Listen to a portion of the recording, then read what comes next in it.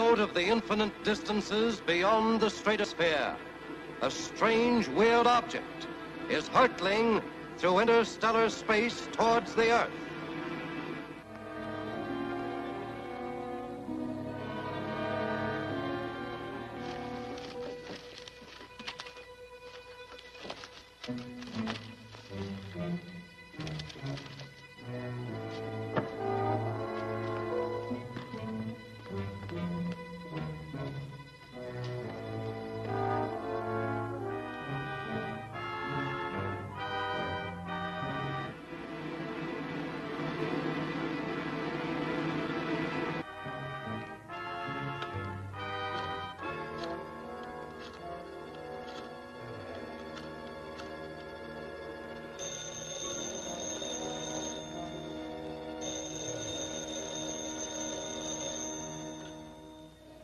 Sheila Layton speaking. Sheila, where's Craig? Oh, hello, Uncle Cyrus. Craig hasn't come in yet. I'm waiting to go to dinner with him. You better forget about that dinner, Sheila. There's a strange purple-colored meteor headed toward the Earth. Apparently from the direction of Mars. According to my calculations, it will strike somewhere close to here. Bring Craig over the minute he arrives.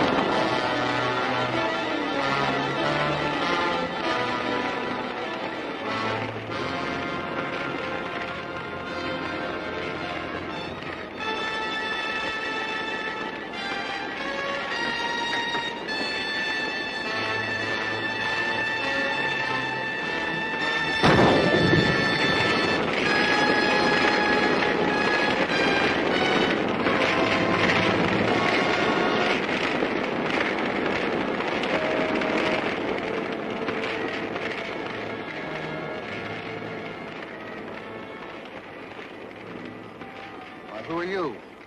My name would mean nothing to you. I've come from the planet which you people on Earth call Mars. From Mars? But you speak English, our language. I speak all languages. Many years ago, my people invented and perfected a remarkable instrument known as the distance eliminator. With the aid of this device, I've been able to see and hear everything that happens on Earth. But this is splendid. Science has been attempting for years to find a method of communicating with Mars. As a matter of fact, I myself have been working on something that will eventually enable us to fly to your planet. I know. You were Dr. Cyrus Layton. We have watched the progress of your work, and I've come to you for help. My own projectile, you see, had no provision for a return journey. I'm very anxious to see the plans for your jet plane. Why, I'll show them to you immediately. The observatory is close by, and my car is right here. Thank you. Very ingenious, Doctor. I'm highly flattered, sir. I was afraid that my humble efforts might seem childish to a scientist from Mars. On the contrary, this is just what I need. Your launching rocket is far superior to ours, and your anti-gravity device, which assures a safe landing, is superb. Are there other copies of the plans? No, this is the only copy. My project is backed by the Scientific Research Foundation. We've tried to keep it more or less a secret until we're ready to let the public know. That is a very wise precaution. Do any of the members of the Foundation know the details of the plans? Only one. Our attorney, Craig Foster. He was formerly an officer in the United States Secret Service. I expect him here soon with my niece, Sheila. I'll be proud to introduce them to you. This is really the greatest day of my life.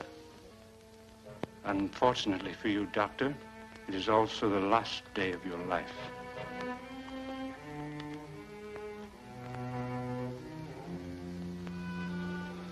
I beg your pardon. I'm afraid I don't quite understand.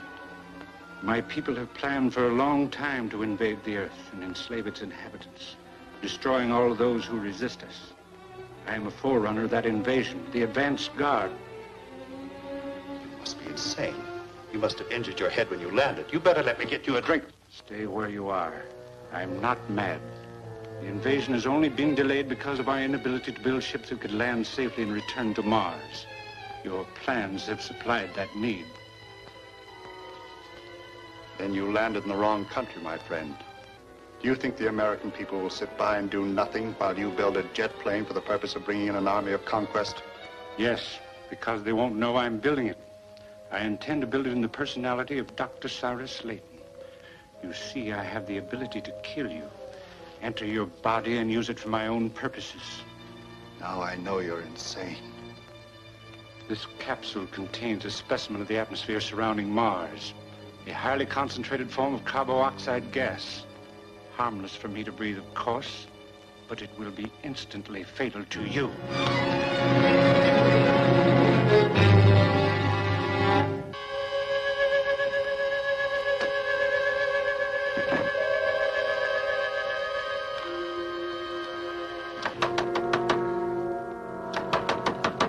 Open up, Doctor. It's Craig.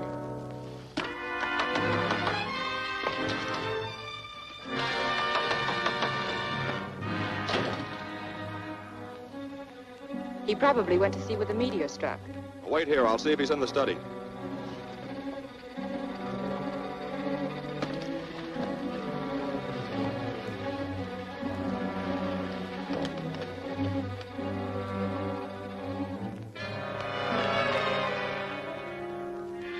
Who are you? Open this door.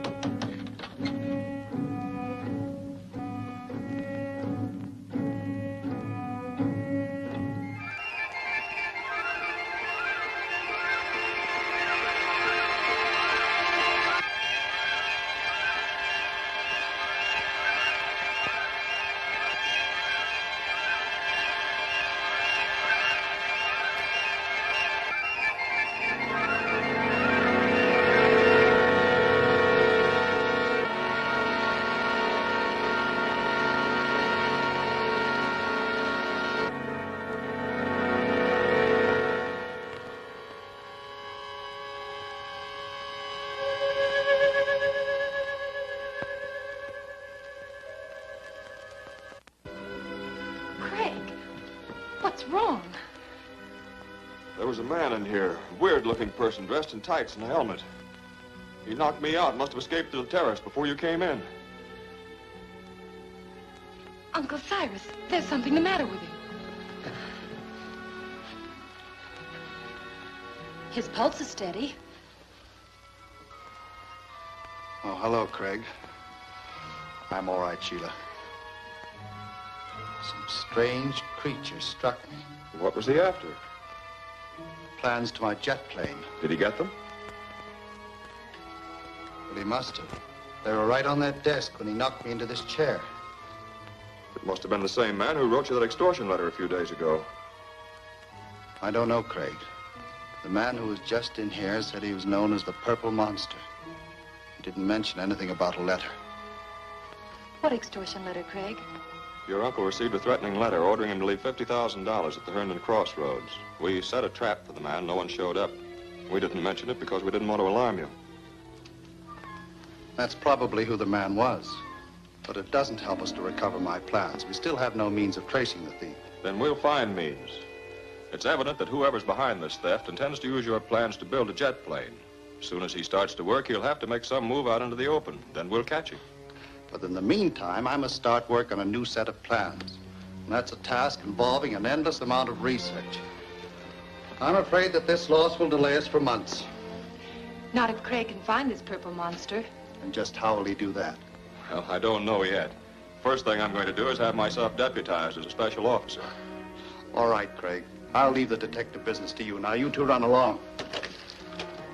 Let me get to work on my new set of plans. After the shock you had, you should go to bed.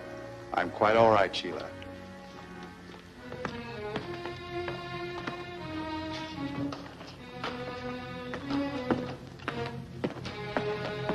I wonder if we should notify the police of this attack. I don't think that'd be very wise. Newspapers would get a hold of it, and the whole story of the doctor's invention would be in headlines tomorrow. He's right, Sheila. We must guard our secret carefully. Well, good night, Doctor. Good night. Good night, Uncle.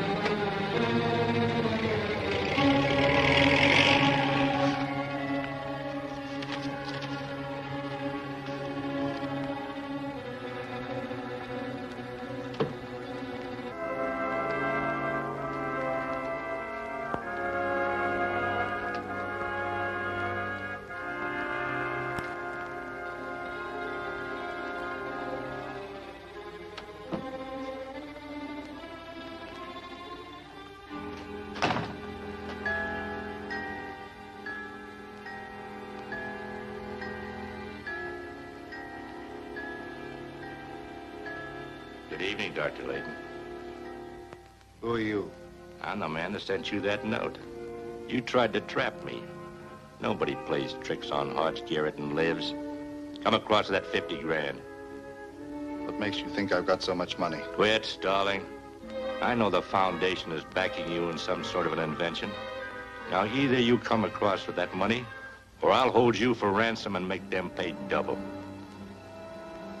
I think I can get it for you. Just give me a minute's time. All right.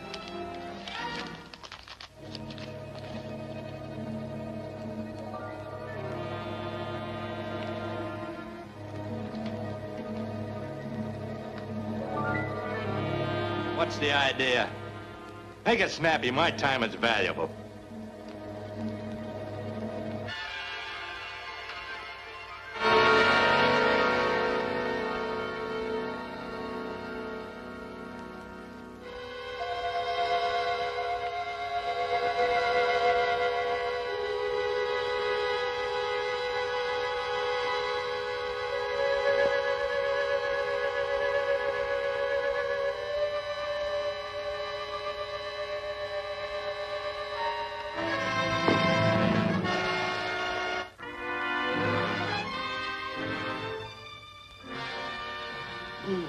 What are you? I'm known as the Purple Monster, the forerunner of a great army from the planet Mars, which will soon swarm over your world and conquer it. But Dr. Layton. Dr. Layton is dead, my first victim. Unless you want to be my second, you will listen carefully and obey my orders. Yes, sir. My mission here on Earth is to build an interplanetary jet plane. For this purpose, I have taken Dr. Layton's plans and can assume his body, voice, and personality at will, as you have just witnessed. Yes, I certainly did. Well, what do you want me to do? I want you to aid me in assembling material for my jet plane and finding dependable men to assist me and carry out my orders. If you are loyal, you'll be compensated with such wealth that the paltry $50,000 you came here for will seem like pin money. Is it agreed? You can depend on me. You have chosen wisely. I assure you that the alternative would have been most unpleasant. I'm afraid it's going to be a long time before I can actually start work on my ship again. All my figures have to be rechecked and verified, new drawings made of all the parts. Now, Doctor, things aren't really as bad as all that, because some of the accessory parts are already built. Oh, and Mitchell just called and said the launching rocket's finished. That is good news. Has he tried it out yet? No, but he has it mounted on temporary runners.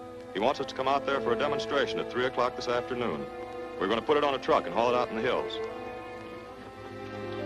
If I can arrange it, I'll certainly be there. Good. I'll pick up Sheila at the office and we'll meet you there. The shop is at Highway 13 and Kelton Road. Fine.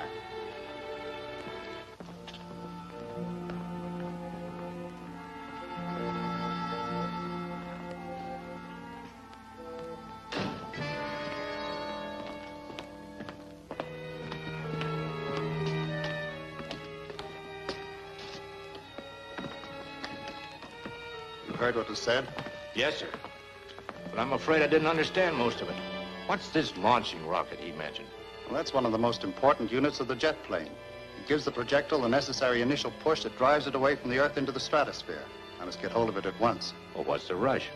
You're not ready for that sort of gadget yet. No, but once they've made their demonstration, they'll put the rocket in some secure place where we might have trouble getting it. At present, it's in Mitchell's isolated shop and practically unguarded. Ah, I get it. I'll resume my natural form, and we'll be at Mitchell's shop well ahead of Foster.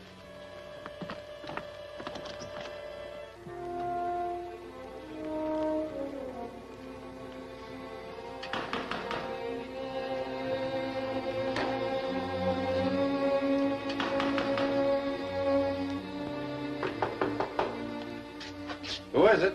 Message from Mr. Foster. Where's the message? This is it. Back up.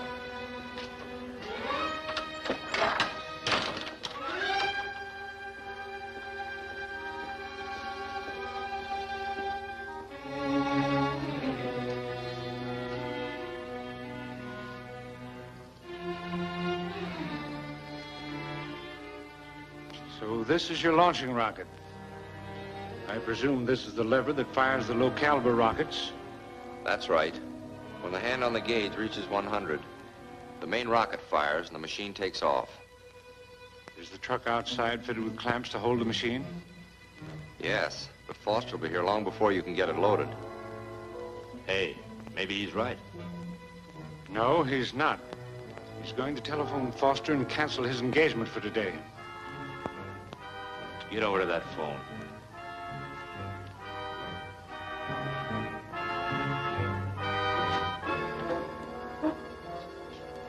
Remember, one word to betray us, and it will be your last. Now dial it. All set? Yes. Well, let's go. We mustn't keep Mitchell waiting. This is going to be his big day. See you later, Stuart. Hello? Yeah, right here. For you, Craig. Oh, thanks. Hello? This is Mitchell, Craig. I'm sorry, but I'm afraid we'll have to postpone the demonstration until tomorrow.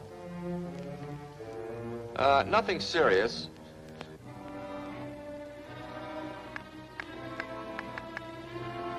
Just a little ignition trouble. Supposing we make it the same time tomorrow. Well, that'll be all right with me. What is it, Craig? Mitchell must be in trouble. He was tapping out an SOS signal while he talked. Come on, Sheila, we've got to get out there.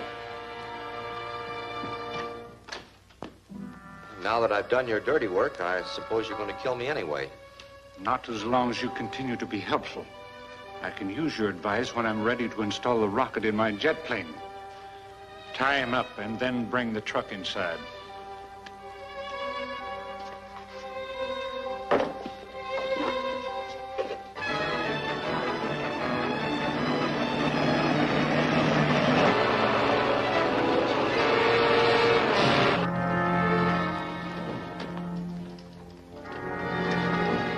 Careful of that lever. You'll send this thing out of here in a streak of flame.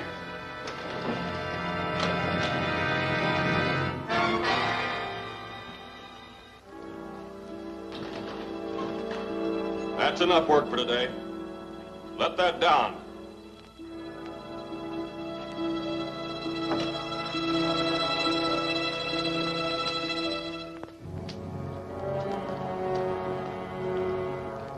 All right, turn around, both of you.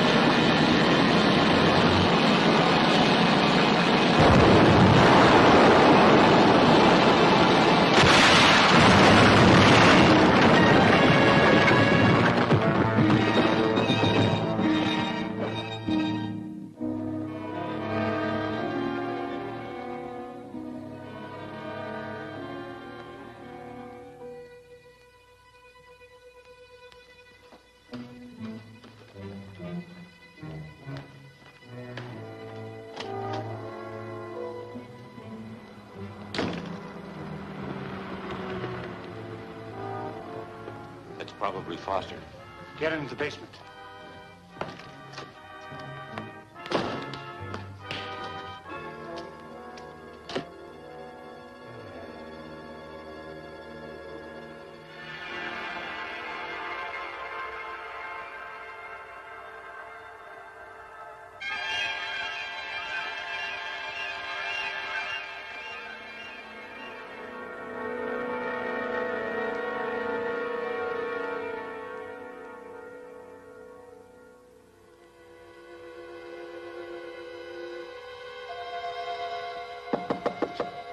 Uncle Cyrus, it's Sheila.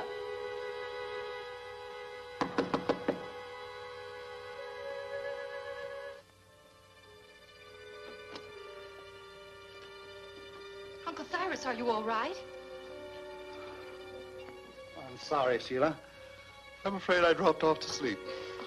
Anything wrong? The purple monster attacked Mitchell's workshop. What? That's right. Mitchell escaped, but the launching rocket was destroyed. It's certainly evident now that this purple monster intends to use the plans he stole from you to build a jet plane. The loss of that rocket is very serious. It will require a great deal of money to build a new one. Yes, I know, but we can afford it. The Foundation has ample funds, and Mr. Stewart keeps a reserve of about $100,000 in cash in his vault for emergencies. You can draw any reasonable amount from him if I countersign your order. Well, that makes things a bit easier. I'll go down immediately and draw $2,000 as a working advance for Mitchell so that he can get started on another rocket without delay. Good. I can't go there now, but I'll be in before the office closes to countersign your order. That's fine.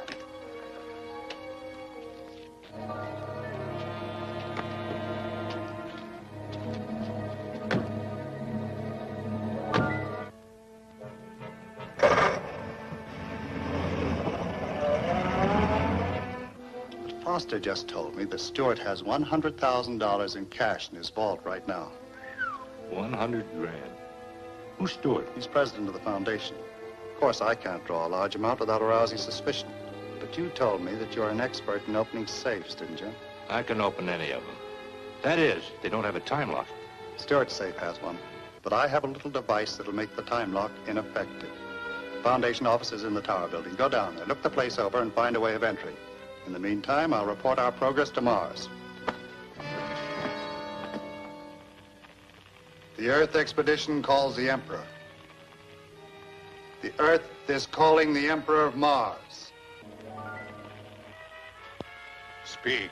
Your Emperor will hear you. A brief report, Your Highness. As you can see, I'm in possession of the body of Dr. Layton. I have the plans of his jet plane, and will begin construction shortly in a secret hideaway. You have done well. Can you obtain all the materials you need? Yes, Your Highness. I have complete control of the situation and will soon provide myself with sufficient sums of money so that I can purchase whatever I need. If you need any help, it'll be sent. Mars and your Emperor are proud of you.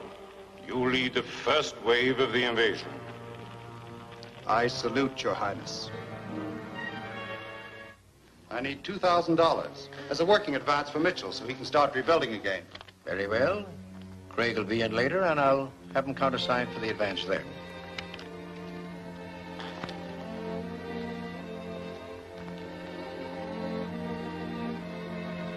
Your vault looks very strong and businesslike.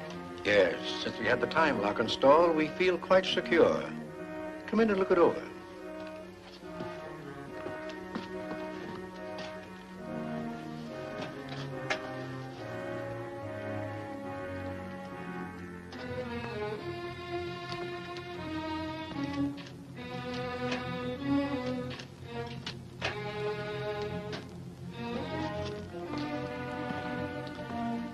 There you are, Doctor. And there's more here when you need it. Thanks. We'll probably need it. Any trouble? Not a bit. The device is planted in the vault. You'll be able to open the safe any time after midnight.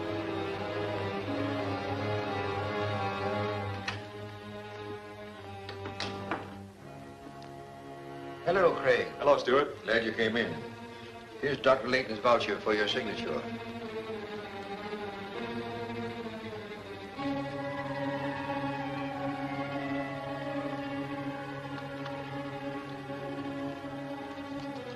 $5 o'clock. Time to close.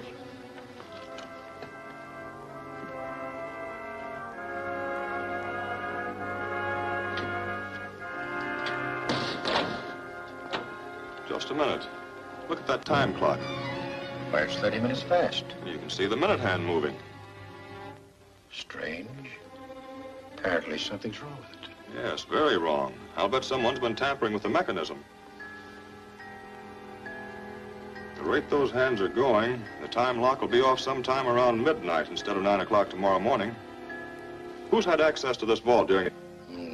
About half a dozen of our employees. Stands open all day. My people are free to go in and out. But no one except me knows the combination. If I'm right, the man who figured out this device won't have any trouble with the combination. He knows at what time this vault can be open tonight, and he'll be here to get the money. I'll have my people questioned at once. No. No, you better say nothing about it. That'd warn the thief. I'll come back after dark and stand guard in the corridor.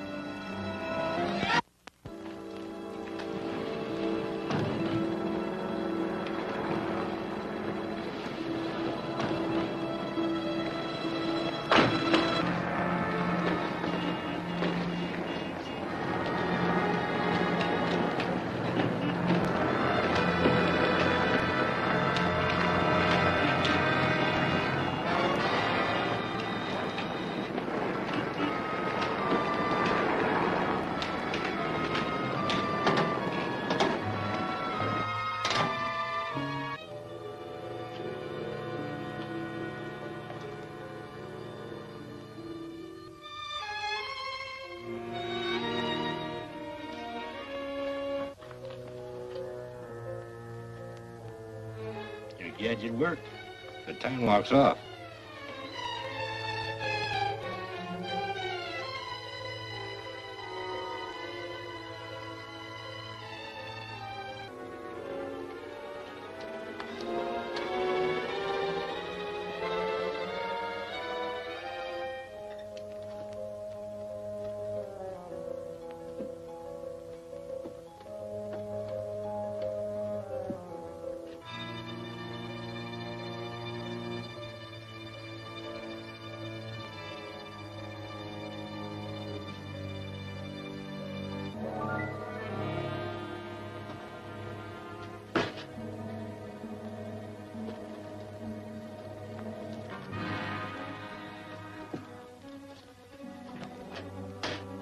$100,000 in the bag.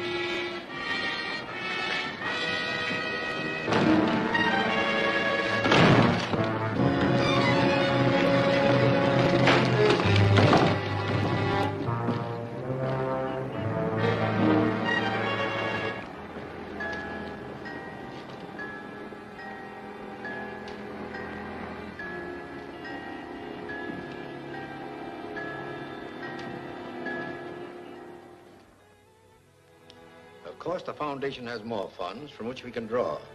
The unfortunate part is that with the stolen money and Dr. Layton's plans, the Purple Monster will be able to build a jet plane himself. And he certainly won't have to steal the materials when he can buy them. Yes, but he can't buy the special devices and chemicals which are manufactured exclusively for our jet plane. When he does try to get them, he'll come out into the open. That's how I hope to catch him. Oh, I'll take it. Hello? Hello, Foster. This is Saunders. What about that special fuel I processed for the jet plane? I've got a lot of money tied up in it, and now I understand it may be months before the Foundation will want to use it. Yes, I'm afraid that's true. Well, I called Dr. Layton. He told me to discuss it with you. He feels I should either be reimbursed or permitted to sell the fuel. I doubt very much if you could find a customer. However, I'll take it up with the Foundation members. Goodbye. Saunders thinks he should be paid now for the rocket fuel he made for us, whether we use it or not. I suppose he's right. You'd better get an okay from the other members, and then I'll take care of it. All right. I'll drop in on Dr. Layton at the observatory. Then you tell that absent-minded uncle of mine that I'm coming up and coax him out to lunch. It'll probably be his breakfast or last night's dinner. See you later.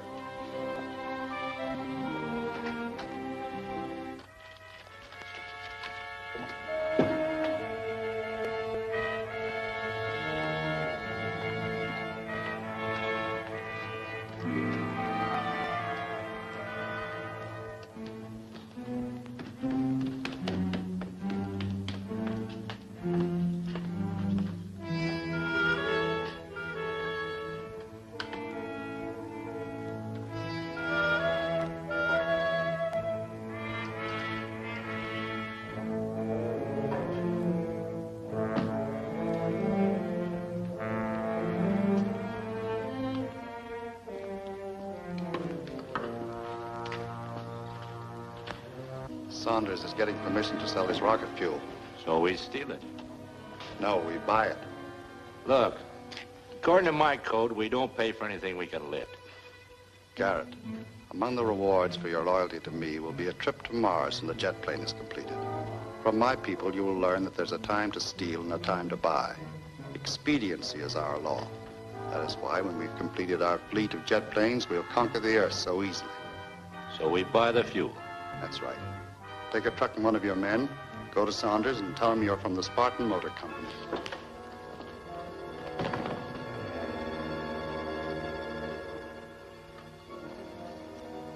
These plans are better than the first ones, Craig.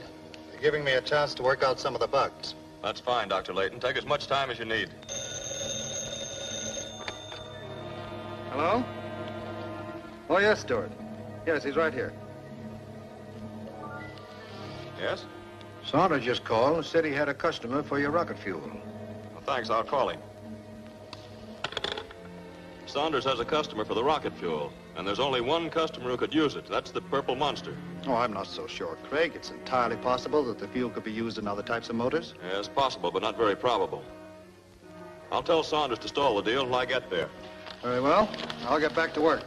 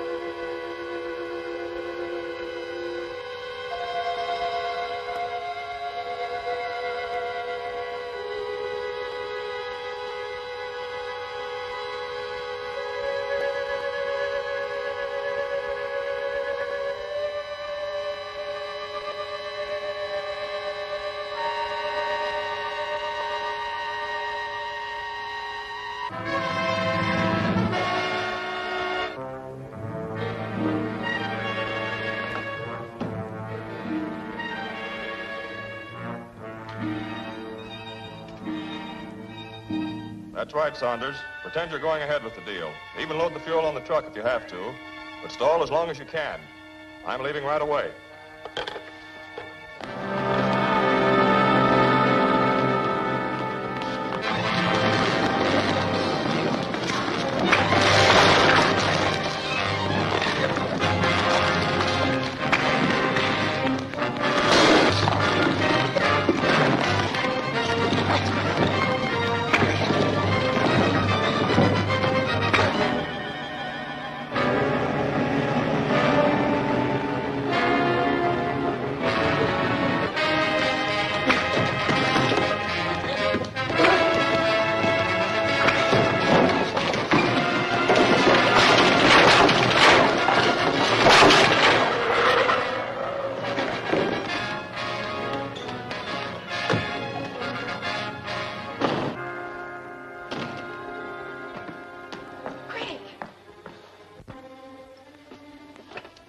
What happened?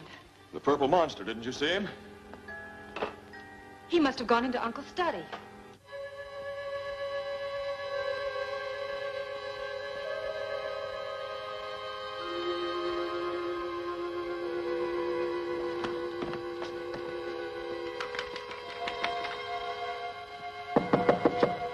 Uncle Cyrus, it's Sheila.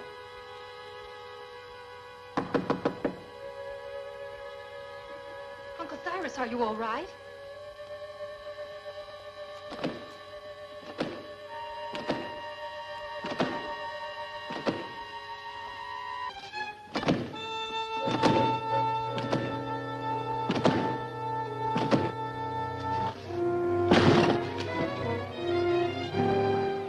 Dr. Layton, what happened?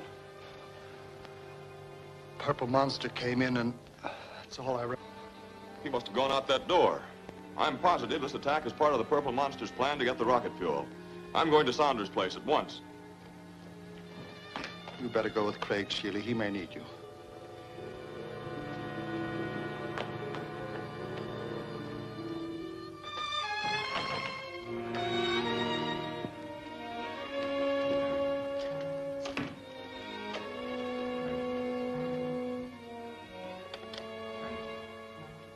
It's taking long enough to load that truck. I know, but the fuel is very dangerous.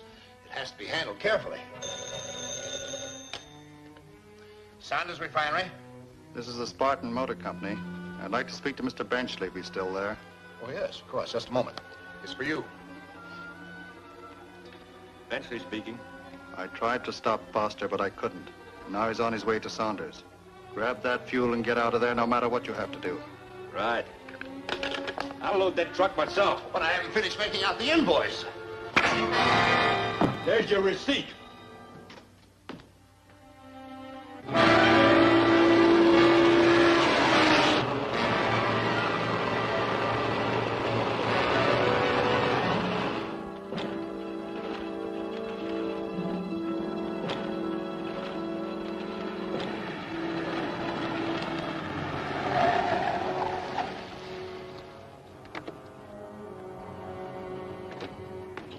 Start her up.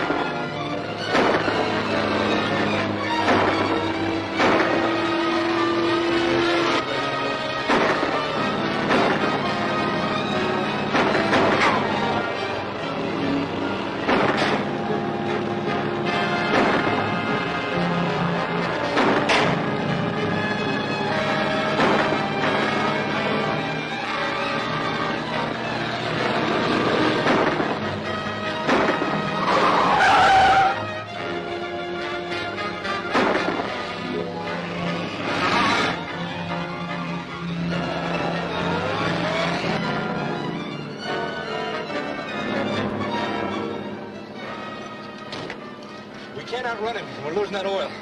When you get to the top of the grade, stop.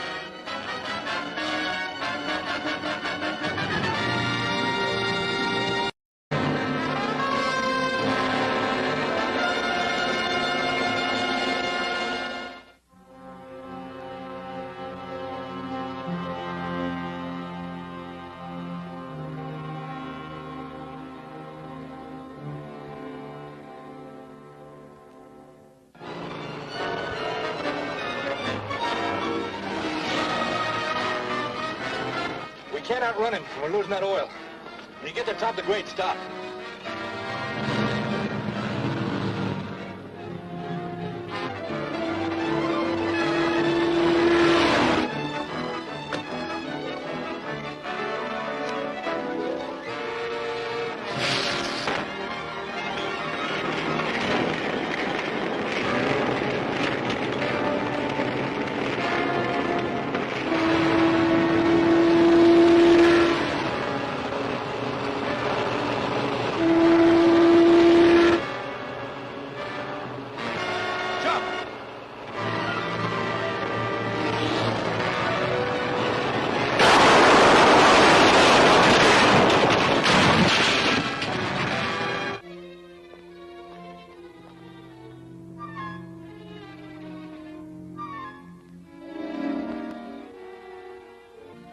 The man who tried to get away with the fuel is an agent of the same mysterious individual who stole the plans for Dr. Layton's jet plane. The Purple Monster. That's right. And since he didn't get the fuel, he'll certainly try to steal your secret formula. Well, I'd better assign a guard to watch the safe every night. No, I want that job myself. I have a scheme that'll give you complete protection. Let's hear it. I'd like you to give me your formula. I'll turn it over to the Foundation for safekeeping. Then I want you to write out a false formula naming octolene as the secret chemical ingredient. Why octolene? Because it's made by only one company, which the Foundation controls. If the Purple Monster does get this false formula, he'll think he has to have octolene. And his next appearance will be at the octolene plant. And you'll nab him there. That's an excellent idea, Craig.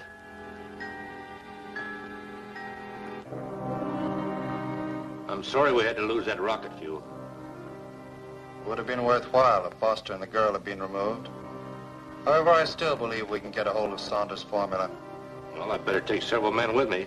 His Saunders will surely be on his guard now. On guard against a night raid by you and your men, yes. But not against an afternoon call by the respectable Dr. Layton.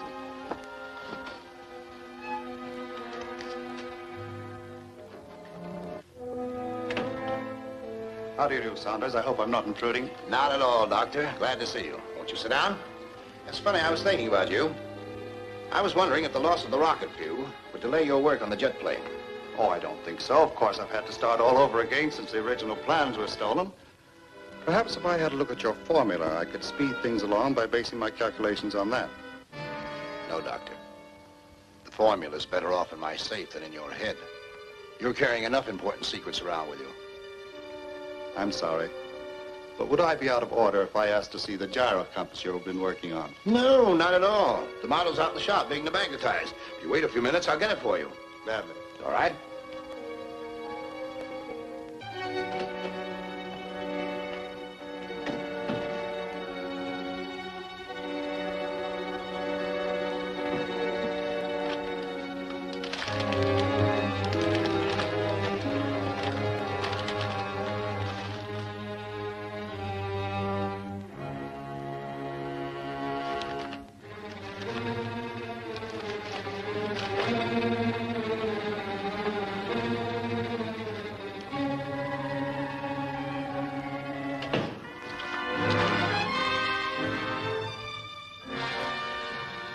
You always go out one door and come in another?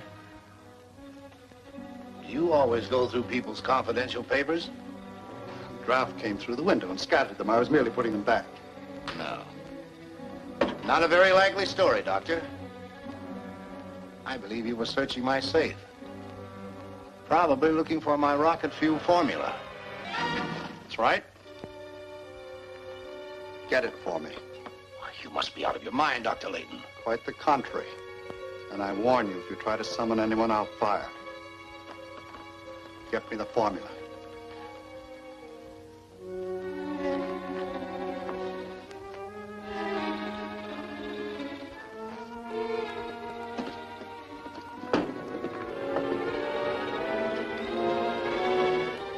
Open it and hand me the contents.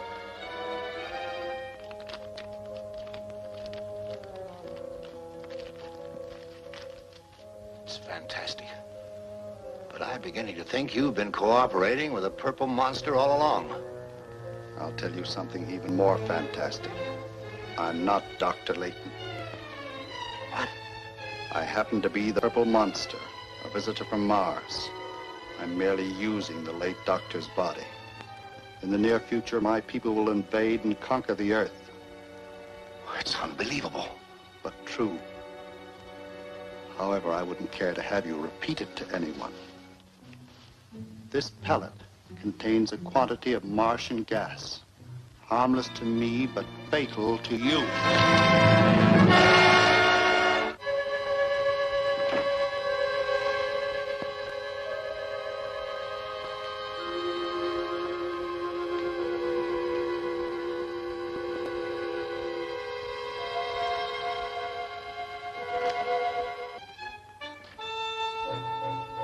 Craig, I've been trying to reach you by phone for 2 hours. I was at the courthouse. What's the trouble? Saunders was found dead in his office. So the purple monster has caught us off guard again. The safe had been rifled. And we found an empty envelope on the floor marked rocket fuel formula. Well, that means the octoline plant will be attacked next. I'll get right out there. You better telephone the news to Dr. Layton.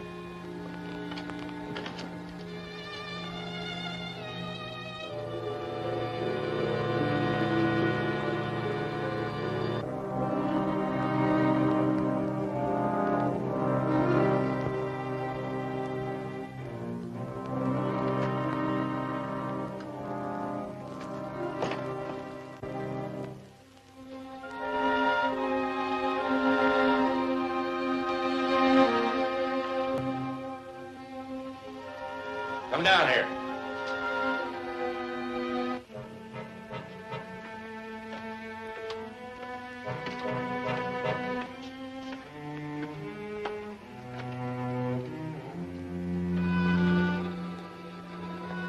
What do you want?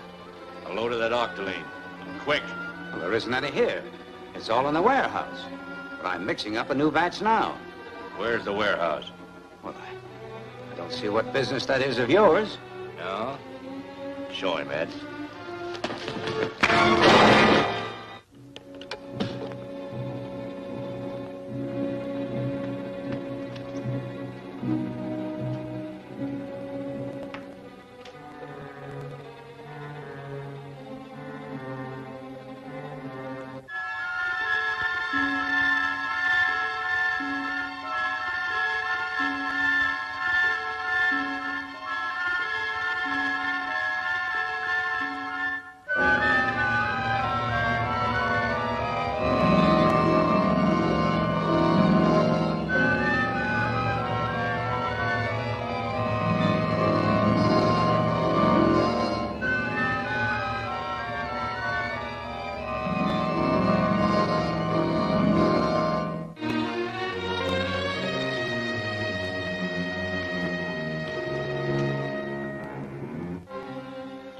Talk. No. I think I know a way to loosen your tongue. Draw some of that acid.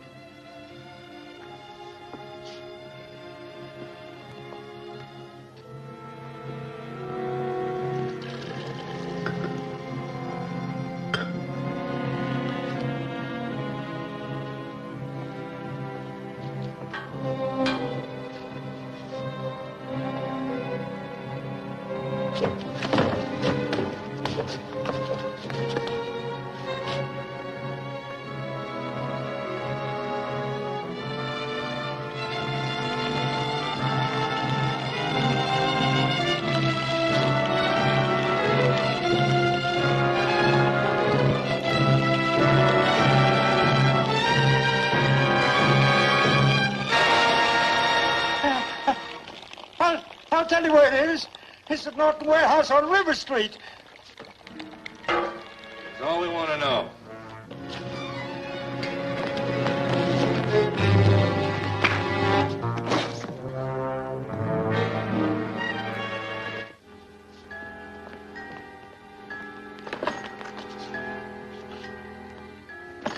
Drop those guns.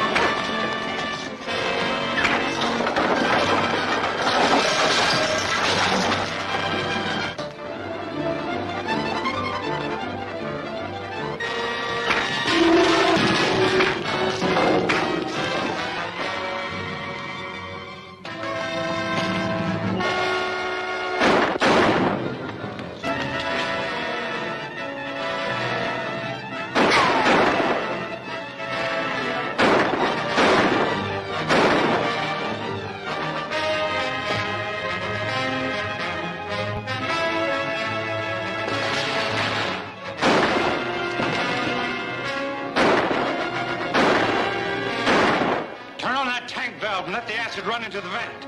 I'll keep him pinned down.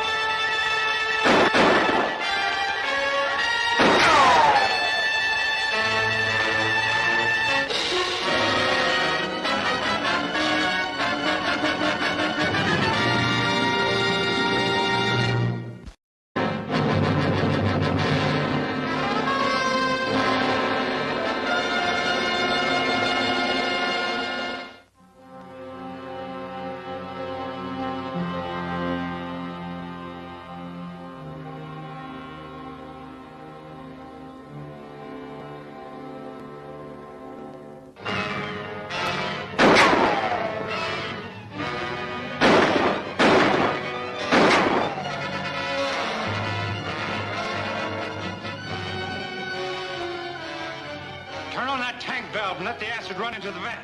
I'll keep him pinned down.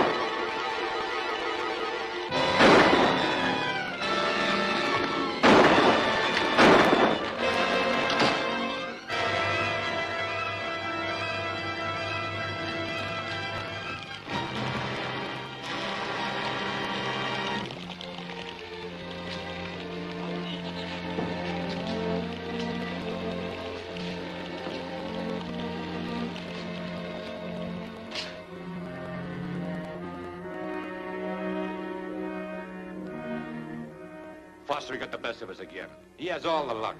It isn't luck. The man has a keen mind and he acts quickly. He knows we're building a jet plane and he's able to anticipate almost every move we make. However, I'm going to be just one jump ahead of him in my next move.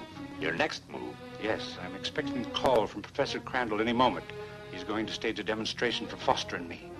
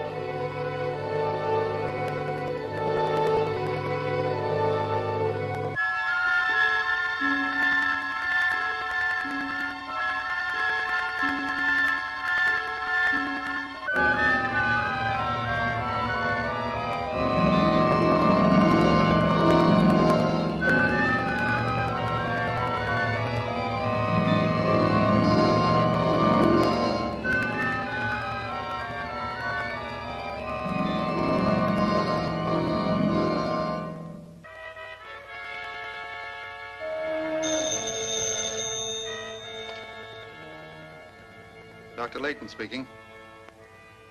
Oh, Professor Crandall. Yes? You're ready to demonstrate the electro-annihilator. Excellent. In about half an hour? Thanks, I'll be there. An electro-annihilator? What's that? It's a device to protect the jet plane while in flight. I must get hold of it at once. That's where I can use you. I see. So why make a surprise appearance with a truck? No, the machine is already mounted on a truck. But take one of your men because Foster will be there.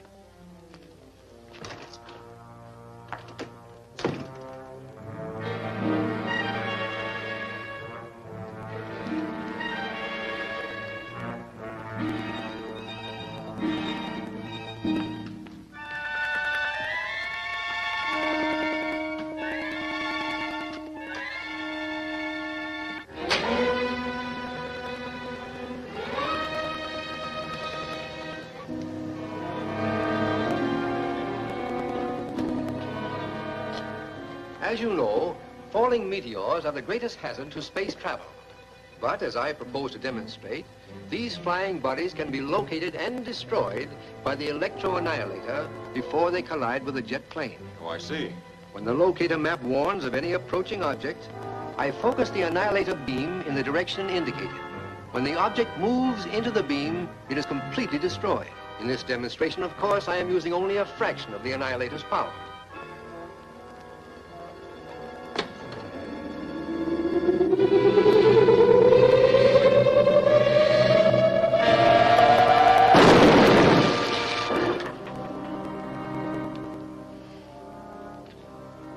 How about more distant objects? His range is almost unlimited. All you do is set the rangefinder to the approximate distance until the object becomes visible on the locator map. Don't move, any of you.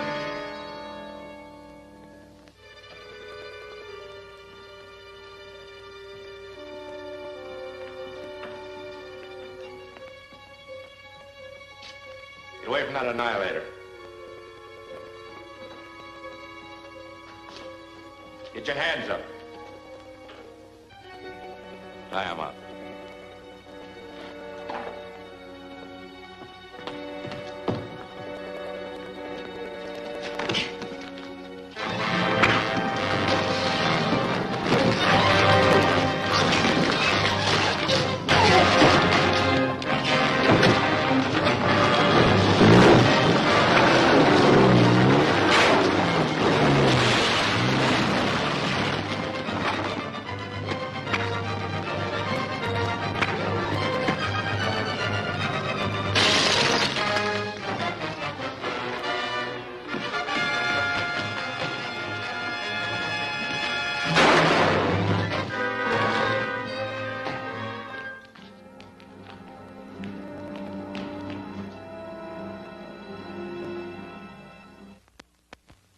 Flash!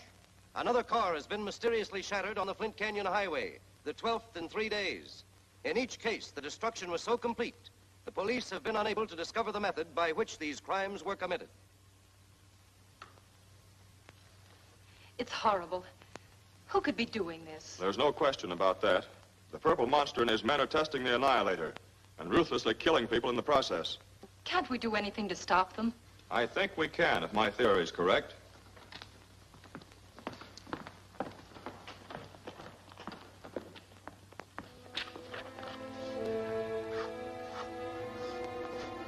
These are the 4 highways in the region of Flint Canyon where the cars have been destroyed. As you see, they form a rectangle. Whoever's responsible for these crimes must be operating within this area. Well, that's an interesting theory, but how can you prove it? The area you indicate covers about 100 square miles. Now, Professor Crandall gave me a beam finder, which will help locate the annihilator. I'm going to drive through that section and see what happens. After what's happened to all those other cars? Oh, the beam finder not only establishes the locality of the annihilator, it gives plenty of warning before it strikes. Let me go with you. No, I think you'd better stay here. I might be able to help. I can follow in my own car at a safe distance. All right, but make sure you keep that safe distance. We'll contact you later, Doctor. All right, Craig. Calling HG, calling HG. HG answering. Come in. Foster's on his way to the canyon with a beam finder. Sheila's following in her own car. They'll communicate with each other by radio. That should help you pick up their route. Let me know as soon as you dispose of them. It'll be a pleasure.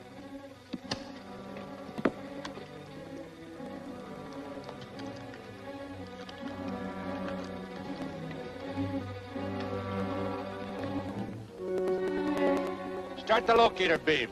I'll try and tune in Foster.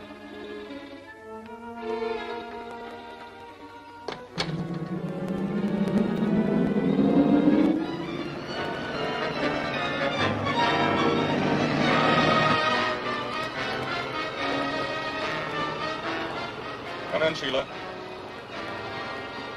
Hello, Craig. Everything okay? I'm all right so far. I'm just entering the pass. Where are you? About 2 miles past Riverhead.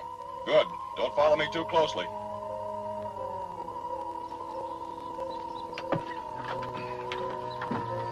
Mac, I'll handle this job personally. I'll take over and you stick by the radio, huh?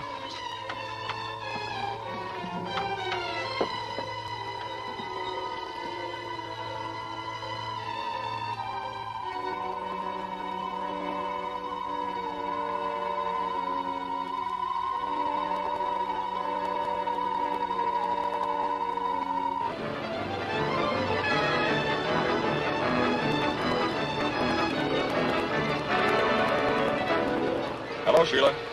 Finder just started to move. The Annihilator is north-northeast, somewhere to my right. I'll call you back in a few minutes. Won't be long now. The light's almost reached the mark.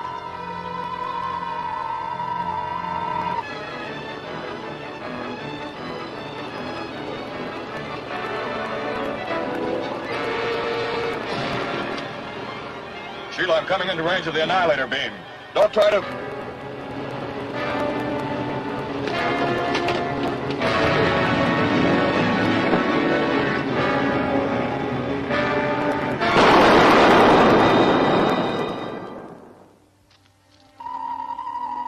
That was simple. Now for the girlfriend.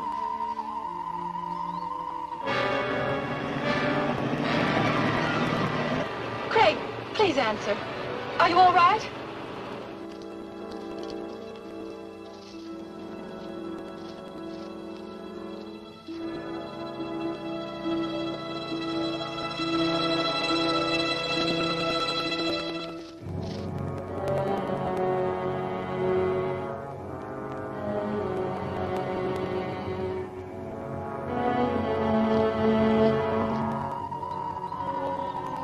Moving right along.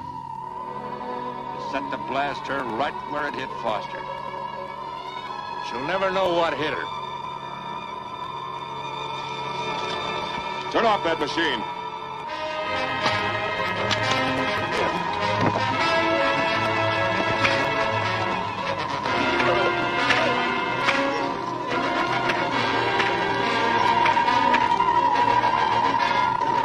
Craig, can you hear me? Where are you? Come in, Craig.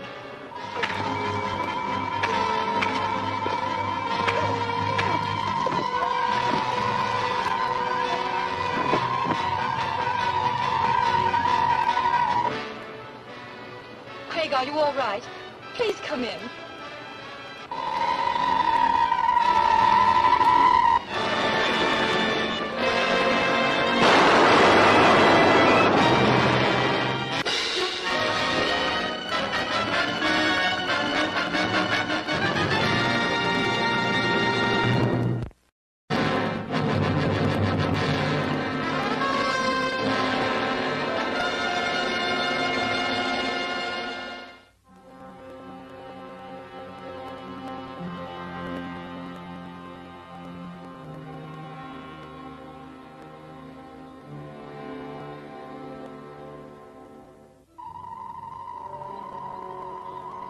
Moving right along.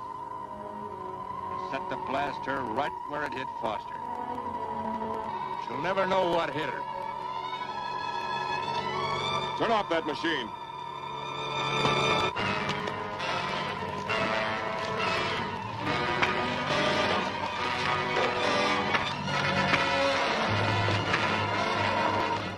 Craig, can you hear me?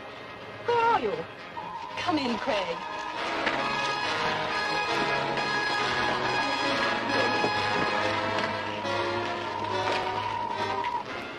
Craig, are you all right? Please come in.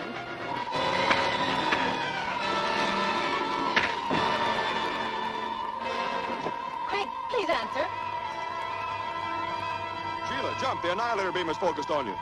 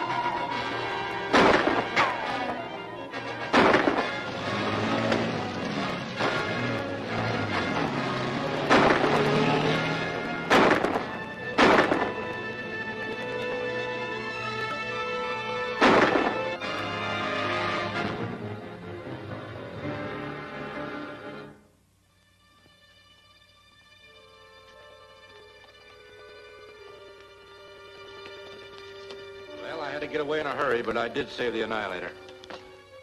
Well, I'm afraid we'll never be able to use it while Foster has the beam finder. Once he has it repaired, it'll lead him directly to the Annihilator. Repaired? You mean the beam finder's broken? Yes, Foster telephoned me and said it was slightly damaged at Flint Canyon. He and the Layton girl are taking the finder to Crandall to have it fixed. Then I'd better get right over to Crandall's. No, that won't be necessary. I asked Foster to bring the machine to me first so I could examine it. My plan is very simple. Crandall isn't going to live long enough to repair that finder.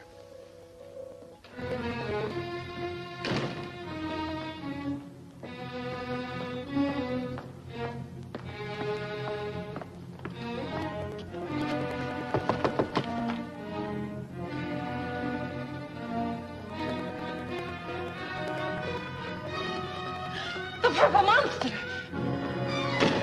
Wait here, Sheila.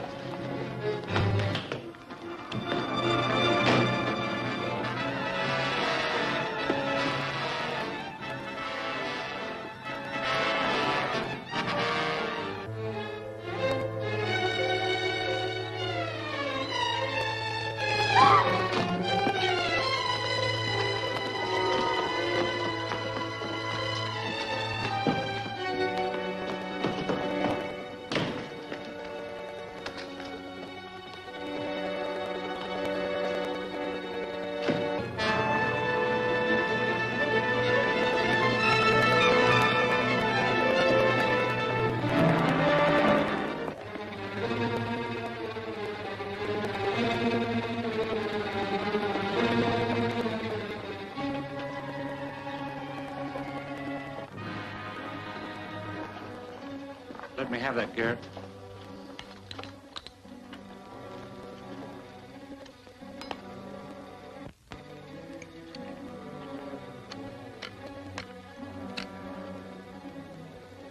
When Crandall tries to remove this coil, a spring will drive a tiny poison dart into his hand.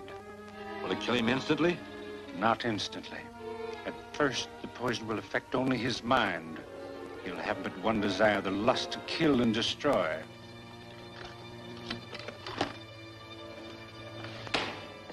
I shall arrange for Foster himself to deliver the machine to Crandall.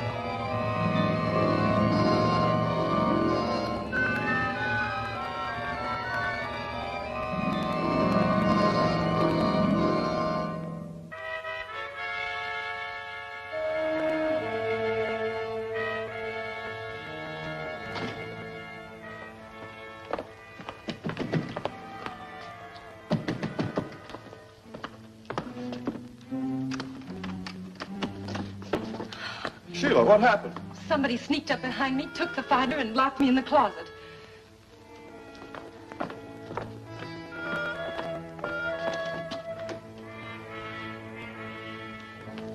Craig, here it is. I saw Garrett trying to escape. I started after him. He dropped this. So that's it. The purple monster lured me away so that Garrett could steal the finder. Yes, but before he strikes again, you and Sheila better take this to Crandall and have him repair it. You're right. The purple monster has an uncanny way of finding out our plans. We know that he'll stop at nothing to get what he wants.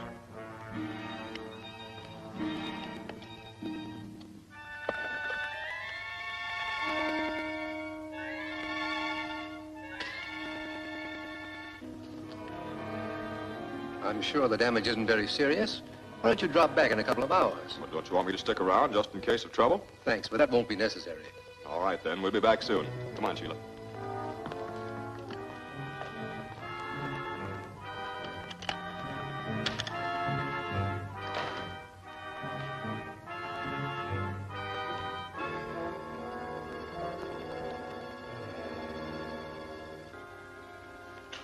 That poison should have had its effect by now.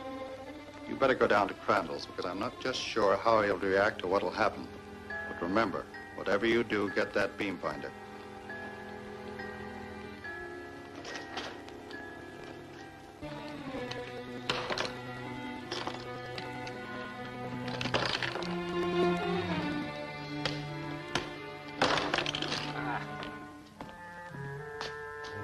Ruined. Utterly ruined. A creation of genius destroyed by incompetent ignorance. It's Foster's fault. But I'll get even with him. I'll make him pay. I can destroy, too. I'll kill Foster. No one would blame me. It's retribution.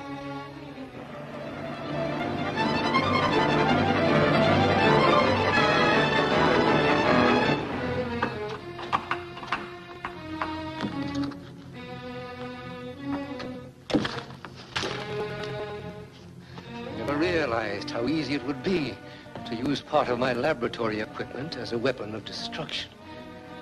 That will do very nicely. It looks so innocent.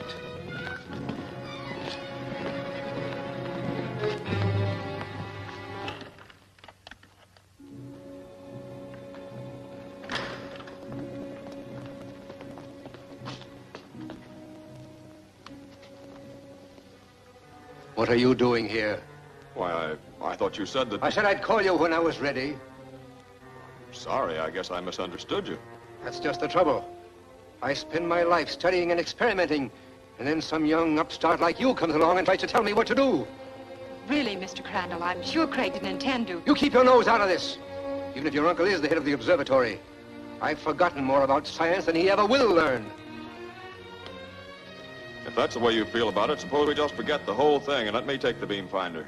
Maybe you think you can repair it yourself. We're wasting time. If you don't mind, I'll just take it and forget we ever bothered you.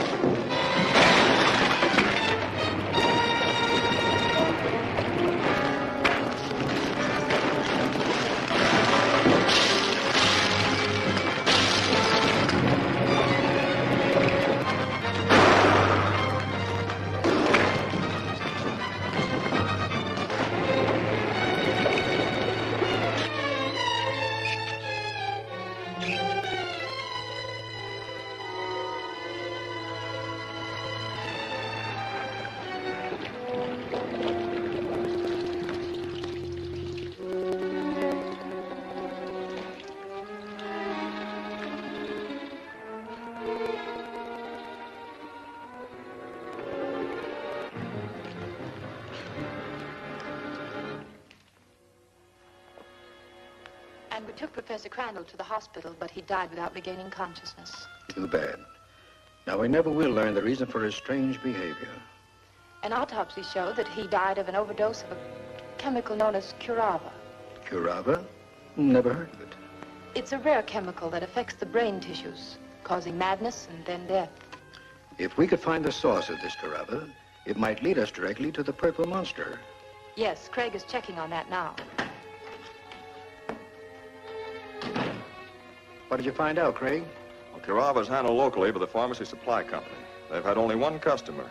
A certain blind man uses it occasionally diluted as an eye wash. I've already tried to contact the doctor who wrote the prescription, but I haven't been able to locate him. Why don't we check on the blind man, Craig? Oh, that's a good idea, Sheila. Would you mind taking care of it? He's an organ grinder named Tony. Usually hangs out around 5th and Elm Streets. While I'm at Crandall's inquest, suppose you go down and see what he can tell you. All right.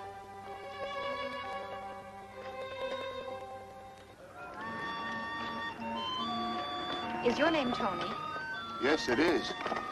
I understand you've been using a chemical solution for your eyes. Something known as curava. What about it? I'm merely interested in locating the doctor who prescribed that treatment.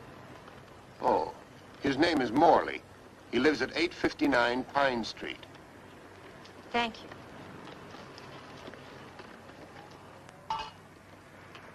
Thank you, miss.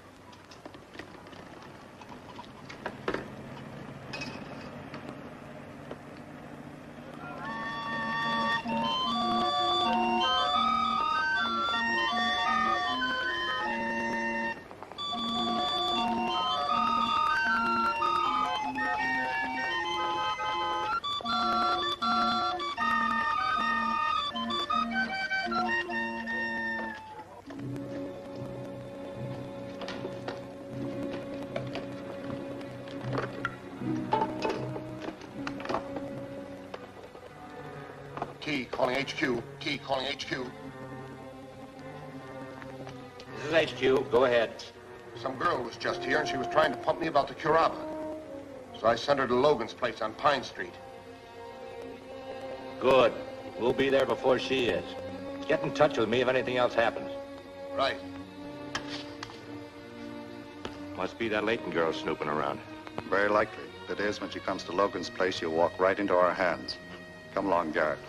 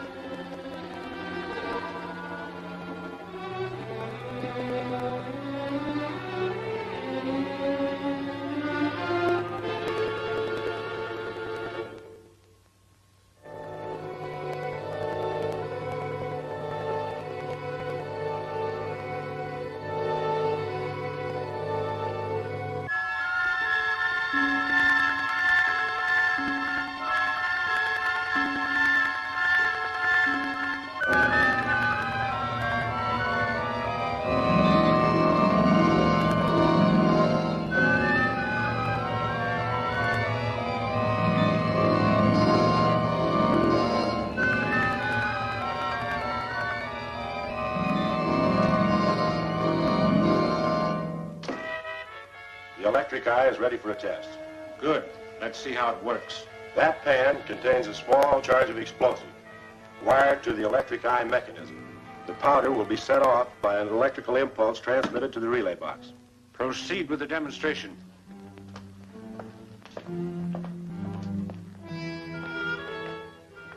Watch the door. The girl may be along any moment. The power beam is on now. That establishes a contact between the electric eye lenses mounted in this door frame. Watch what happens when I walk through the door and break the contact between the lenses.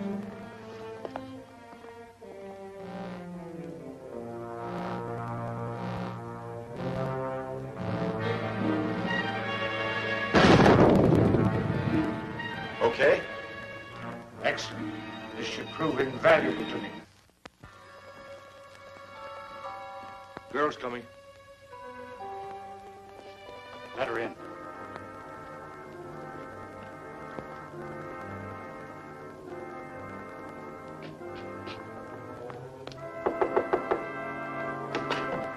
in, Miss Layton.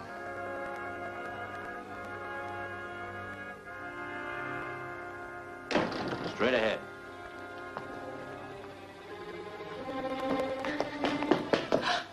The purple monster. I should have suspected this was a trap. Well, you can't know everything, lady. But she knows some things we'd like to know. Sit down.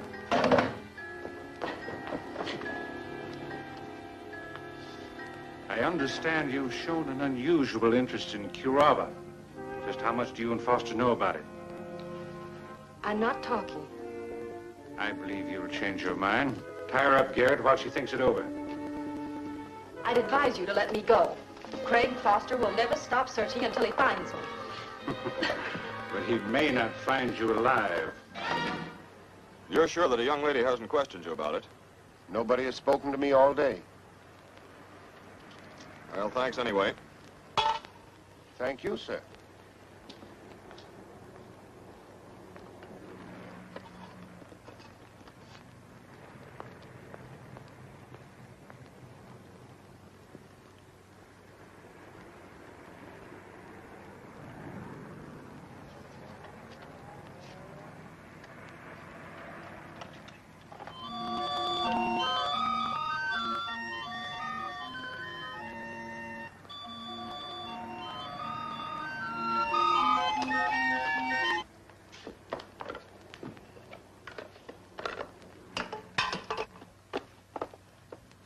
Calling L7. T, calling L7. I just had another visitor, a young fellow. He was asking about that girl. Foster. What'd you tell him? Well, I told him that... Officer, I ain't done nothing wrong. Yeah, a blind man recognizing a policeman just comes natural to you. Grab that hand organ, officer. They got him. What about this Tony? How much does he know? The wavelength and the radio call number of our hideout, but not the location. We can change the wavelength. Anything else? The address of this place. Will he talk? Under enough pressure, he might talk.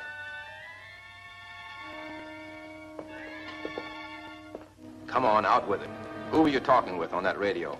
I tell you, I don't know. I've never seen him. Look, mister, the men you're involved with have several murders to answer for. You better remember that. You might be seriously implicated. All right. His name is Garrett. Where can I find him? He's at a small house at the edge of town. 859 Pine Street. Take this man in for further questioning. I'm going to that house.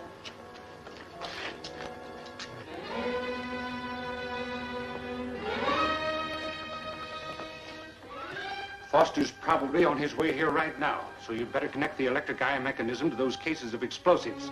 So when Foster steps into the room, he and the girl both will be blown to bits. But I've spent months building this machine, and now you want me to blow it up. It's better than leaving it here for Foster to find. We certainly don't have time to move it, so get busy.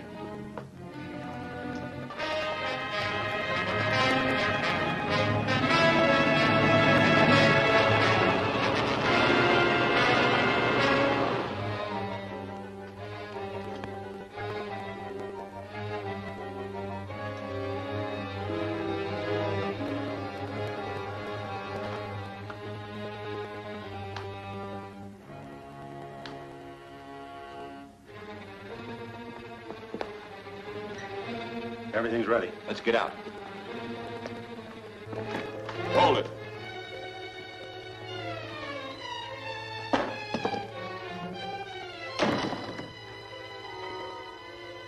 Where's Sheila Layton? How do we know? Let's take a look in that other room.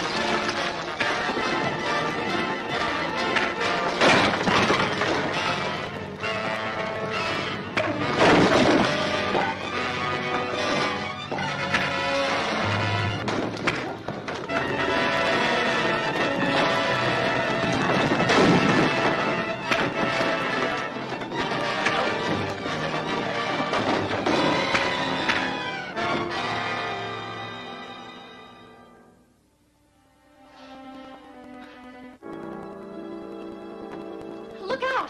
The electric eye in the doorway.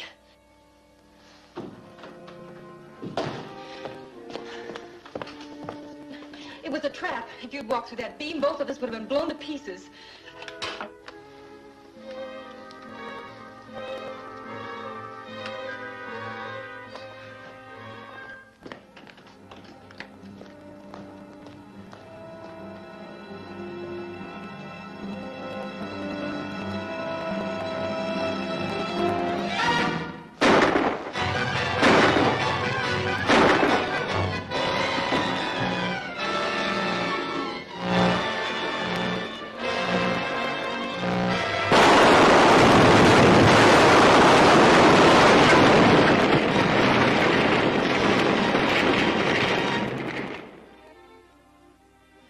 And the man fell through the doorway, and then the place blew up. That was a dreadful experience, my dear. This purple monster is utterly inhuman.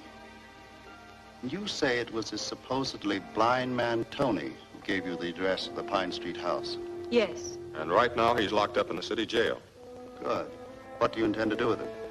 Well, if we can make him talk, we might get a clue that'll lead us directly to the Purple Monster.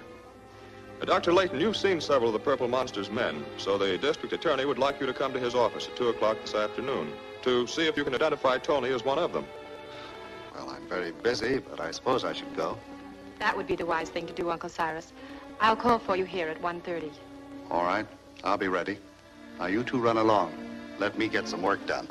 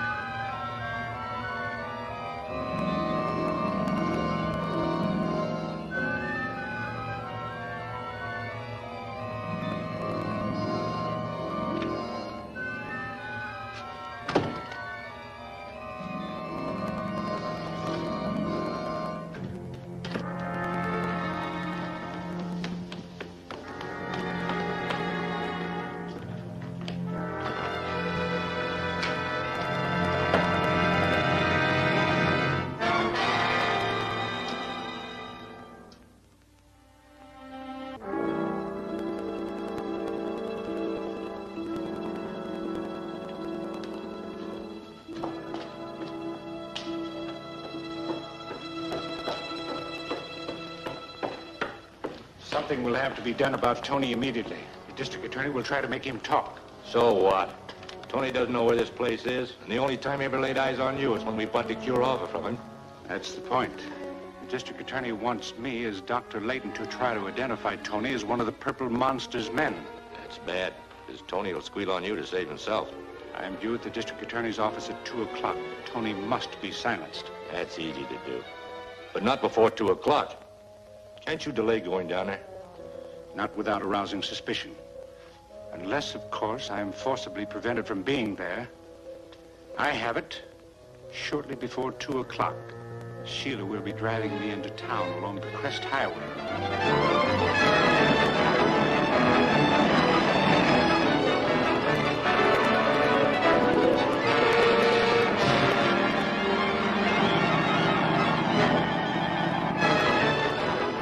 Uncle, I have a feeling that car is following us.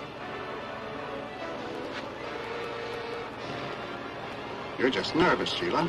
The man probably wants to pass us. Perhaps. But after what's happened, I'm not taking any chances.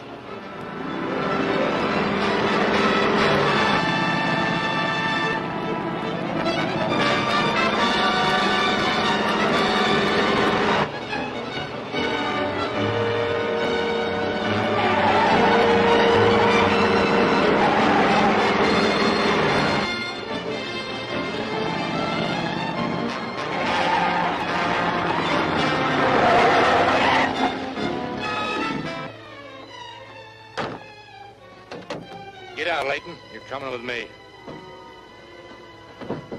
You stay right where you are. I'll have you jailed for this. Shut up and get in my car.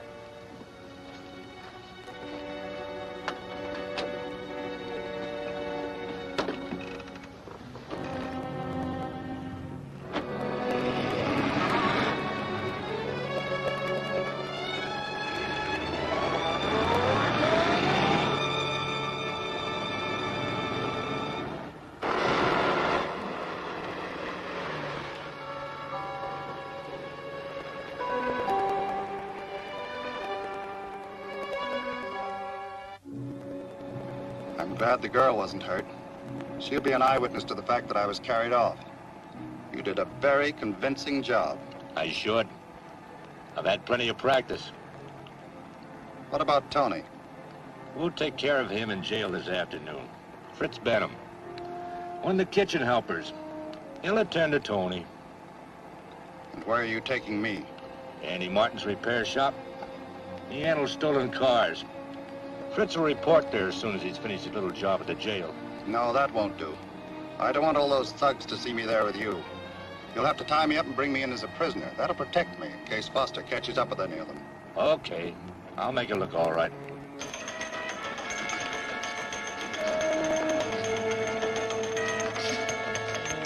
Hold it. Yeah, that's high enough. What's this all about, Garrett? I want to hold this man here for a while. You can cut yourself in on the take. Yeah. You mean I'll cut myself in on a stretch in the big house? You're hotter than the chili pepper. I don't want any part of your business. Oh, calm down, Andy. Fritz Benham will be here with a message in a little while.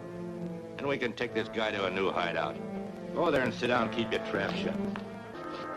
Well, thanks, Inspector. Keep me posted. Craig. Garrett's got Uncle Cyrus. He forced us off the road and took Uncle away in another car. Now, take it easy, Sheila. I think I know how to find your uncle. Inspector Evans just phoned me that our prisoner, Tony, died suddenly after eating his lunch. Poisoned? Probably, but there's no definite proof yet.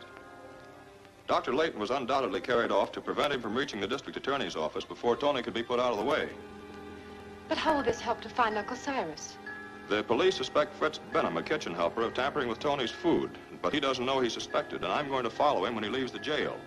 He may lead me straight to the man who took your uncle.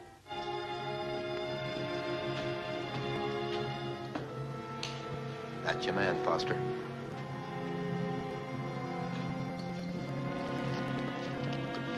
Thanks. I'll take over from here.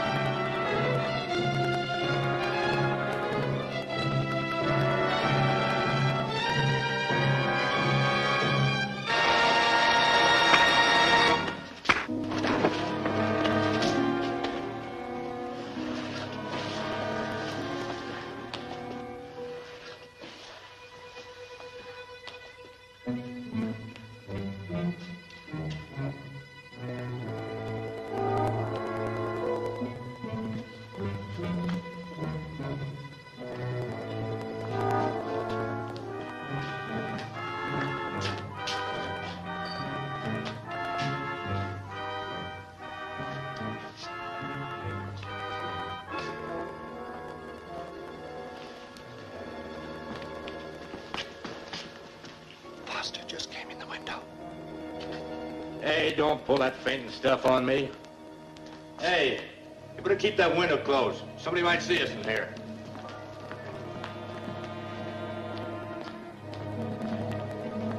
Drop that gun. I got you covered.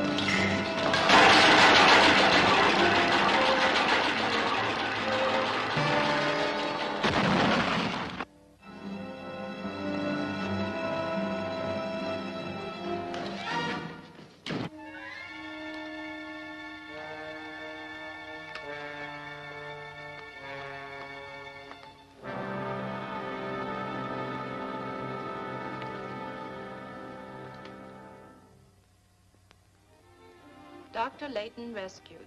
Mysterious kidnapper still at large. There isn't a word about you saving the doctor, Craig. You're being too modest. Oh, it isn't modesty. It's just that I want to keep this as quiet as possible. So far, we've been able to keep all details of the jet plane out of the papers. I wonder if more publicity wouldn't help us catch the purple monster. No, I don't think so. He undoubtedly reads the papers, and the less information he gets, the better for us. If you're right, this story will interest him.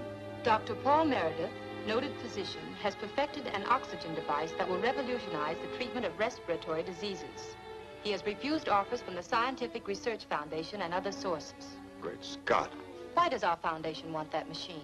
Now, I've seen Meredith's working model. On a larger scale, it's just what the jet plane needs to create oxygen to use beyond the stratosphere. If the Purple Monster is building a ship from Dr. Layton's plans, he will certainly need a device like that. And he'll go after it. I'd better warn Meredith.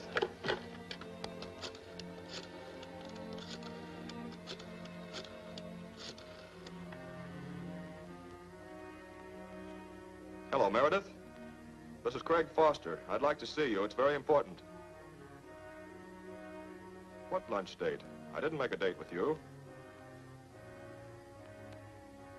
Well, there's something very funny about this. Would you mind remaining in your laboratory? I'll be right over. Someone called Meredith this morning and said I wanted to meet him downtown for lunch. The Purple Monster must be planning to get him away from the laboratory long enough to steal his machine. What are you going to do? We'll have to get Meredith to a safe place. I think perhaps you'd better take him to the observatory and wait there until you hear from me. I'm going to be in Meredith's laboratory when the Purple Monster arrives.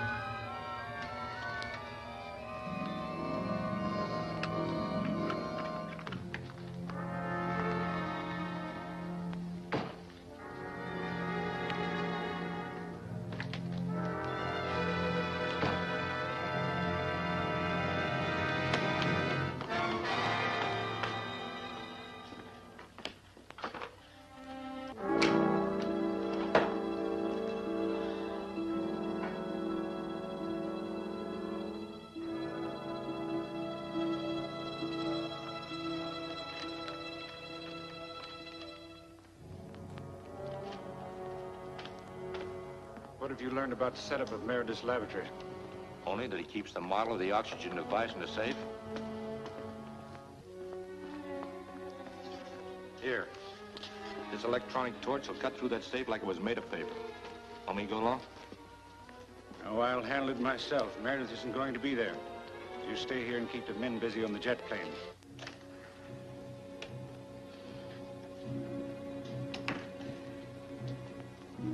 Uncle Cyrus. I believe we caught the great scientist napping. Yes. Poor Uncle. He's just worn out from his work.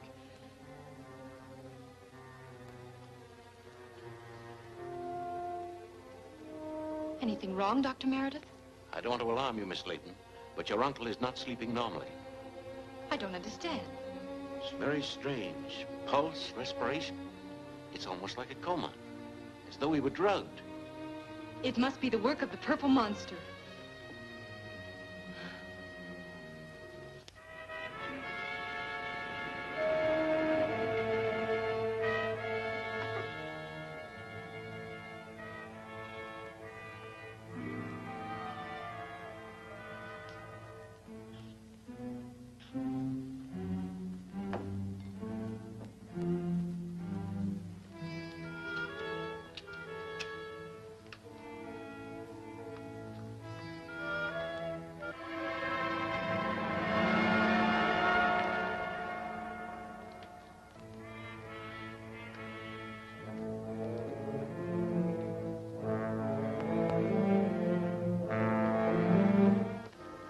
was expecting you this time. Put that thing down.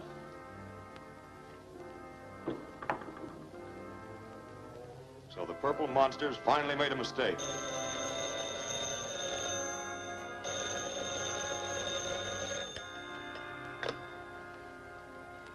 Hello? Oh, hello, Sheila. Your uncle. Something strange has happened to him. He doesn't seem to be breathing. Dr. Meredith believes it's some sort of a coma. He says we should get him to a hospital immediately. Oh, yes, by all means. Phone St. John's Hospital and have them send an ambulance. Ask Meredith to go there right away and prepare for Dr. Layton's arrival. I'll be with you just as soon as I can take care of the situation here.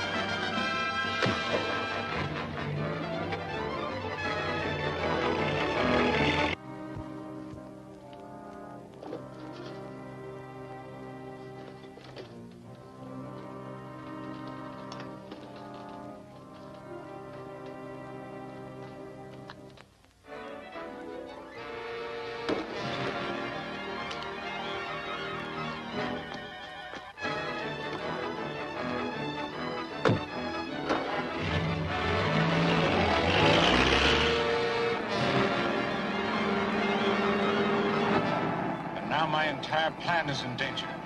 The girl is taking Dr. Layton's body to St. John's Hospital in an ambulance. Is it too late to stop her? It's not too late. I'm driving back to the observatory. I'll meet the ambulance and stop it, but I'll need your help. All right, I'll get there as soon as I can.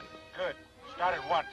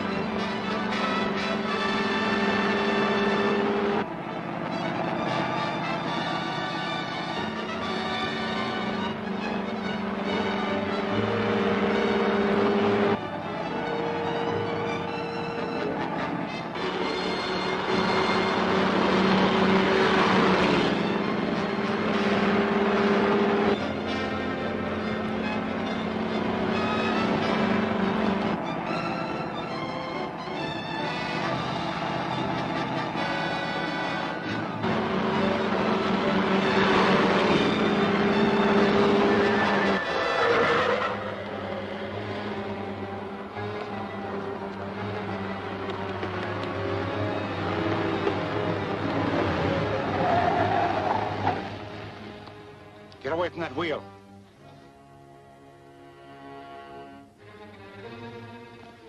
Open the doors, Garrett.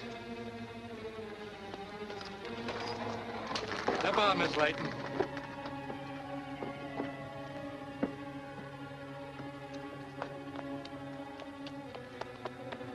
Put Dr. Layton in my car.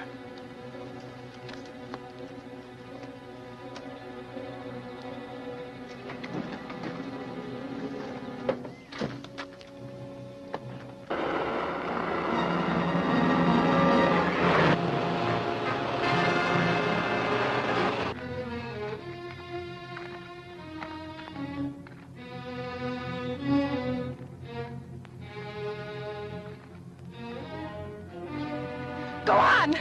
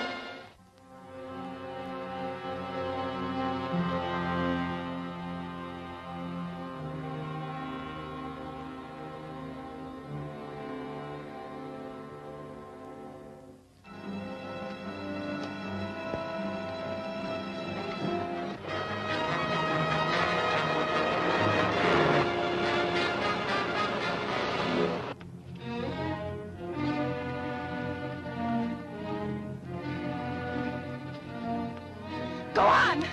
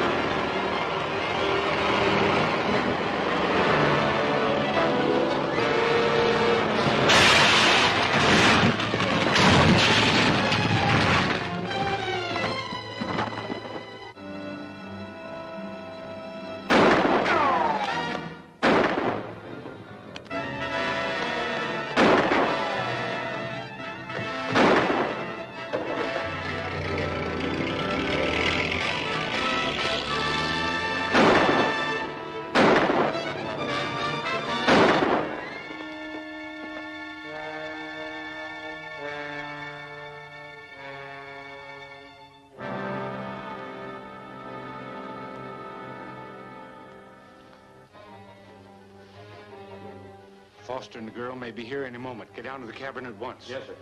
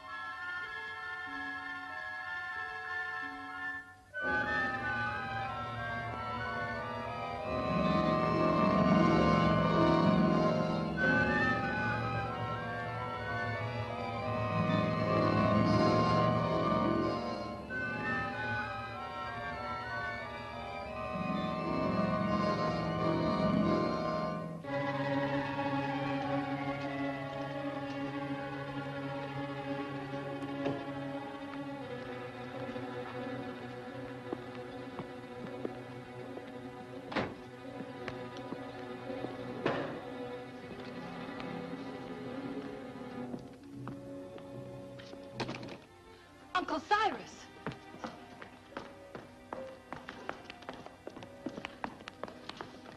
Dr. Layton.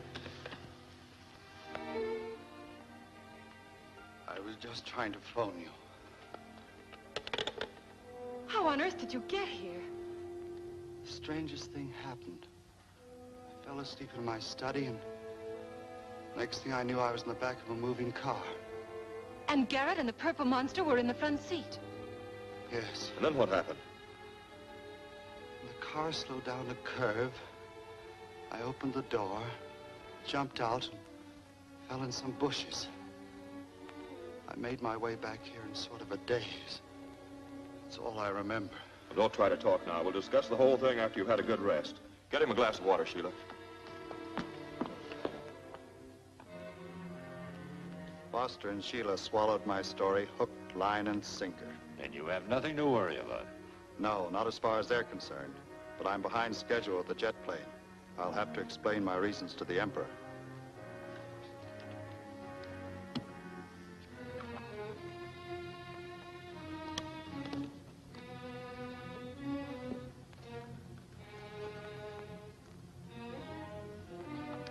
Earth expedition calls the Emperor. The Emperor of Mars bids you speak. Is the jet plane almost finished?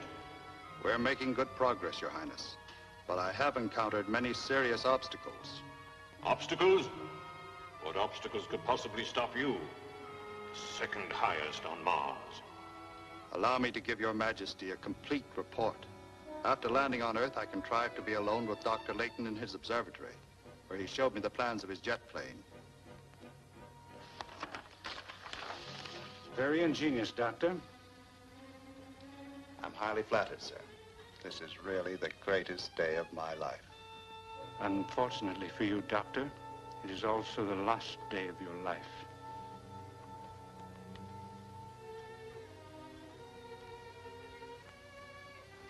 I beg your pardon. I'm afraid I don't quite understand. My people have planned for a long time to invade the Earth and enslave its inhabitants, destroying all those who resist us. I am a forerunner of that invasion, the advance guard. You must be insane. You must have injured your head when you landed. You better let me get you a drink. Stay where you are. I'm not mad. The invasion has only been delayed because of our inability to build ships that could land safely and return to Mars. Your plans have supplied that need. You see, I have the ability to kill you, enter your body and use it for my own purposes. Now I know you're insane. This capsule contains a specimen of the atmosphere surrounding Mars. Harmless for me to breathe, of course, but it will be instantly fatal to you.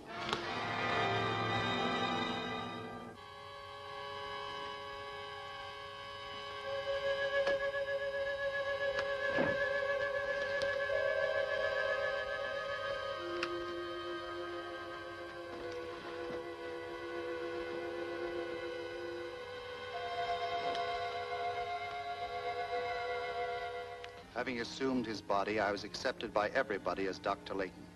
Then I learned of the newly perfected launching rocket.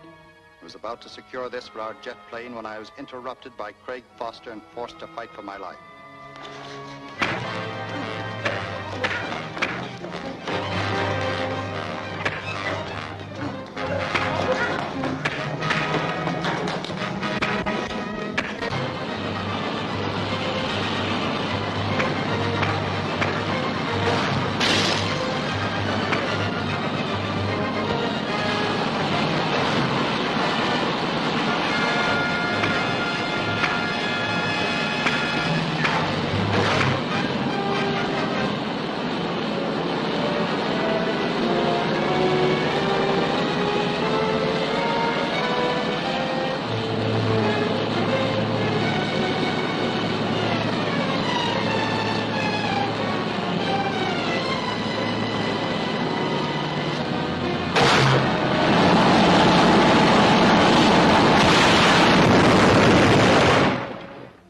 Foster has been a dangerous and clever opponent.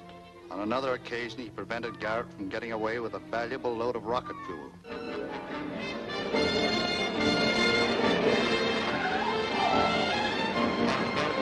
We can't outrun him, and we're losing that oil. When you get to the top of the grade, stop.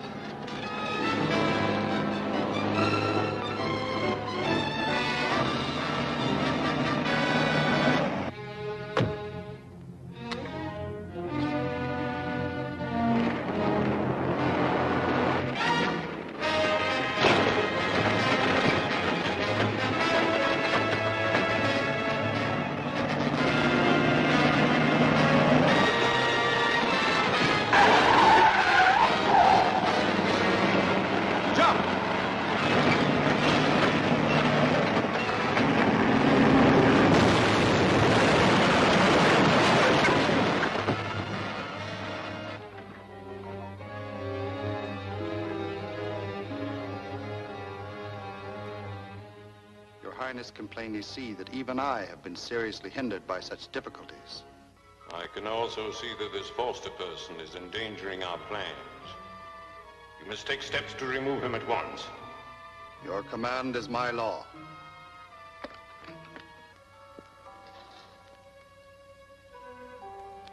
Eliminating Foster won't be an easy matter. It'll have to be done quietly and away from the observatory, so that I'll never be suspected. I know how that can be done. I have a secret apartment in town. I find it very handy to get rid of people who don't play ball with me. It's very easy. I simply take care of them by telephone. By telephone? Yeah. And if you can find a way to get Foster that apartment, after he answers that phone there, he'll never be heard from again.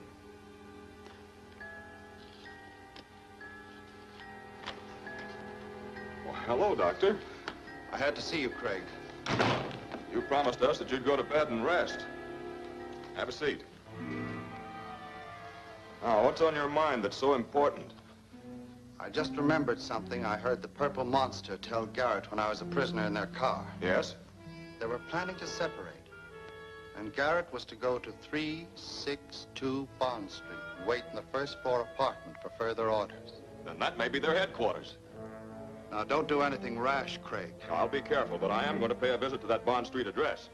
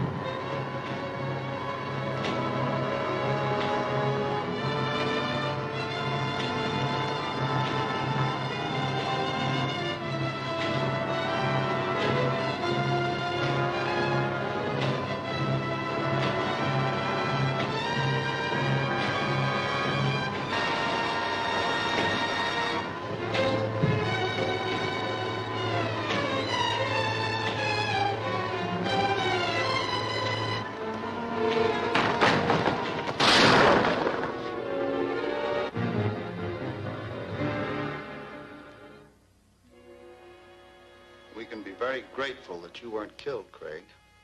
Did these murderers leave any evidence that might lead you to the Purple Monster? Well, I did find this in the room.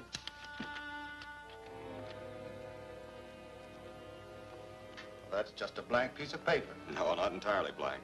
There's a faint imprint of some words that were written on the sheet above it. Let's see if we can bring them out.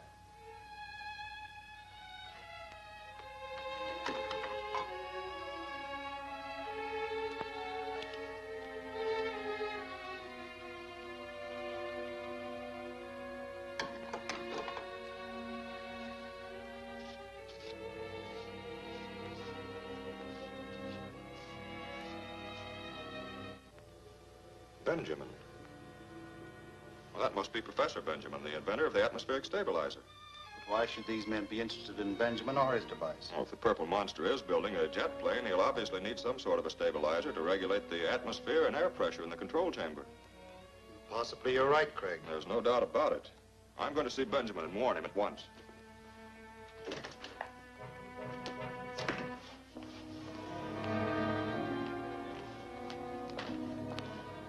Your telephone trap not only failed to dispose of Foster, but you left evidence that is leading him straight to Benjamin. That's going to make it tougher to get that stabilizer. It would be difficult in any event, since he's never drawn plans of his stabilizer. He carries the details in his mind. Oh, I've made men talk before. I'm afraid you might find Benjamin a rather difficult subject. As a matter of fact, this job is going to require more tact and discretion than I can hope to find in any of my associates here.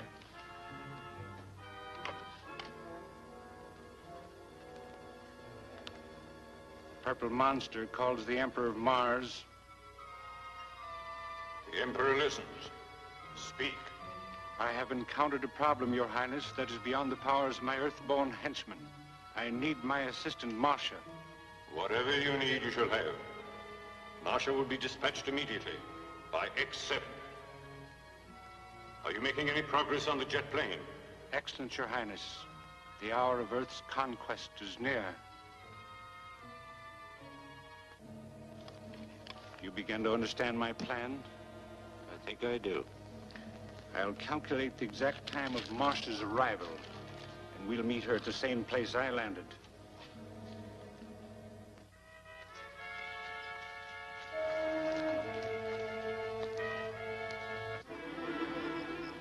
Here she comes. Why, that's only a falling star. That is projectile X7. Inferior to the jet plane we're building now, but adequate for a one-way passage.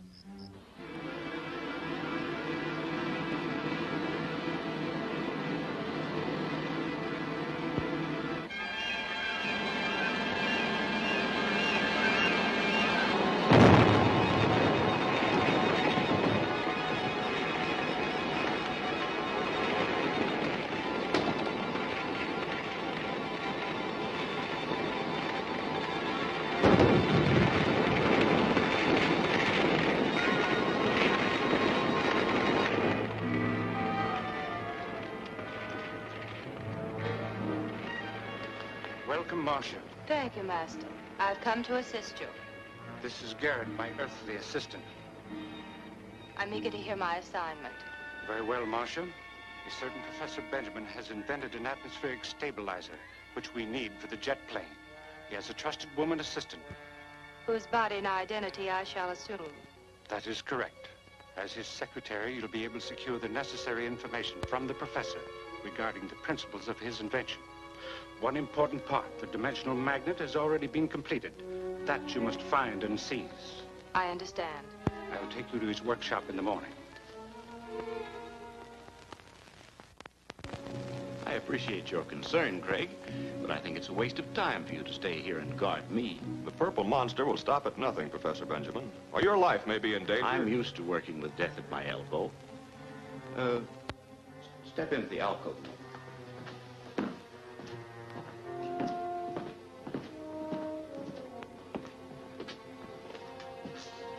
If anyone were to walk through here, it would be the end of him. What do you mean, Professor? Let me show you. Let's stand over there.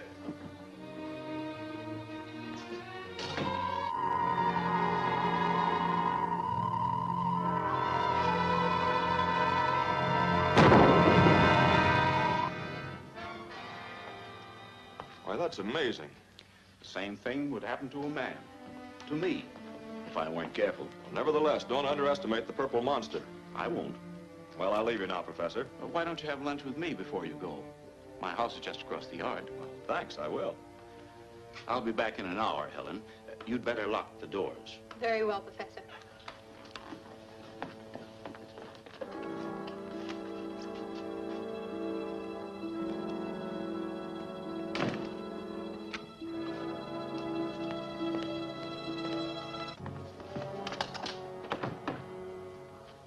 Who are you? You won't need to know. What do you want? your identity, and your job.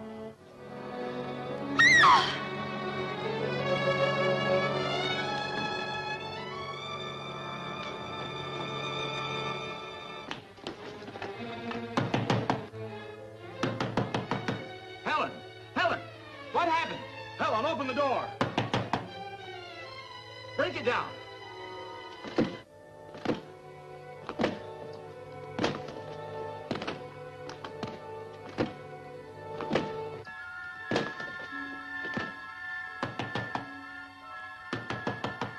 Helen! Helen!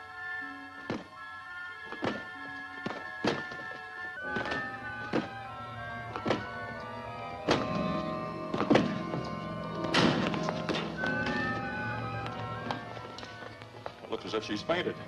Or got a shock. I must have touched the galvanizer coil by mistake. Stupid of me. Do you feel all right now? Of course. A little shock like that is all in a day's work. Well, if you're sure everything's all right, I'd better be going. But I'd advise you both to be very careful. We will. Goodbye.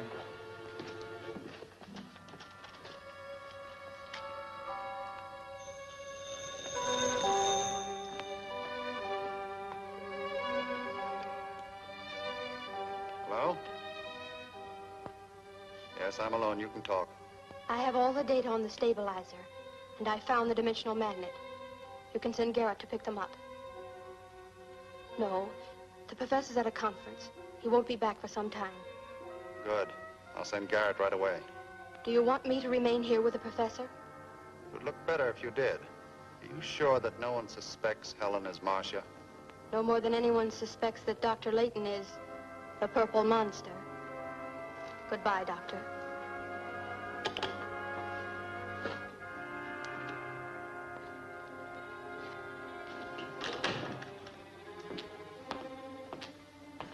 Hello, Professor. You're back early. They called the conference off, Helen. Would you mind going over to the house to see if a letter came from the patent office? I'd be glad to.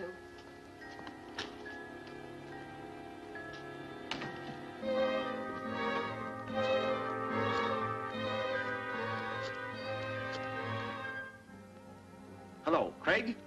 Yes, Professor Benjamin? I found out something extraordinary about the purple monster. Yes, it's incredible. But the purple monster is... Professor Benjamin. What happened? There was a shot just as he was going to tell me something about the purple monster. You'd better get over there.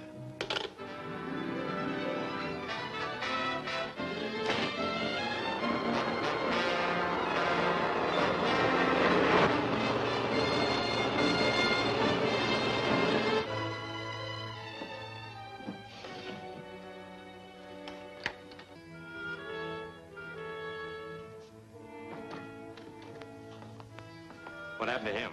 I had to kill him. There isn't time to explain now. Here's the dimensional magnet and the data on the stabilizer. Good. Are you staying? I'll have to. They'd suspect me if I left. I'll tell them the purple monster killed him. Get those hands up. I'm so glad you're here, Mr. Foster. Who killed him? The purple monster, he moved. He's still alive.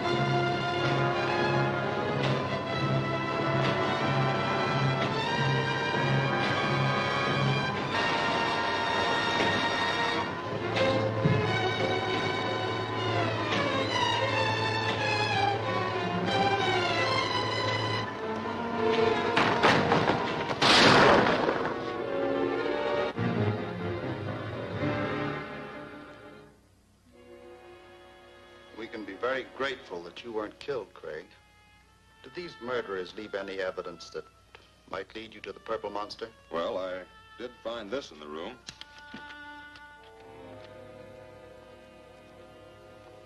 That's just a blank piece of paper. No, not entirely blank. There's a faint imprint of some words that were written on the sheet above it. Let's see if we can bring them out.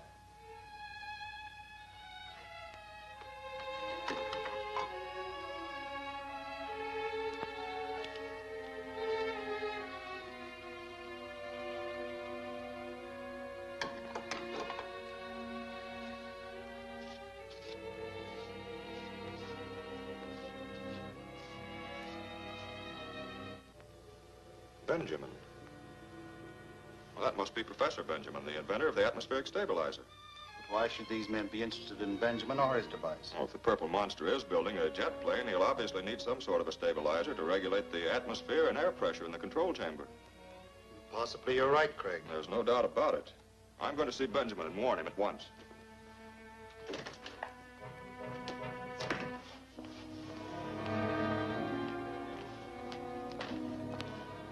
Your telephone trap not only failed to dispose of Foster, but you left evidence that is leading him straight to Benjamin.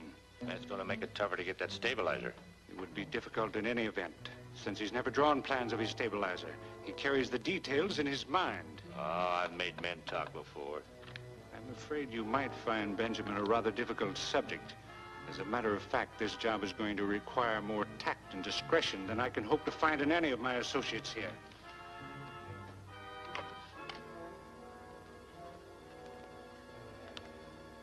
Purple Monster calls the Emperor of Mars. The Emperor listens. Speak. I have encountered a problem, Your Highness, that is beyond the powers of my earthborn henchmen. I need my assistant, Marcia. Whatever you need, you shall have. Marcia will be dispatched immediately by X7. Are you making any progress on the jet plane? Excellent, Your Highness. The hour of Earth's conquest is near. You begin to understand my plan? I think I do. I'll calculate the exact time of Marcia's arrival, and we'll meet her at the same place I landed.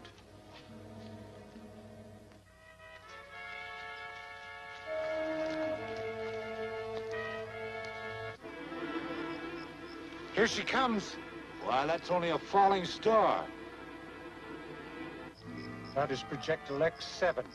Inferior to the jet plane we're building now, but adequate for a one-way passage.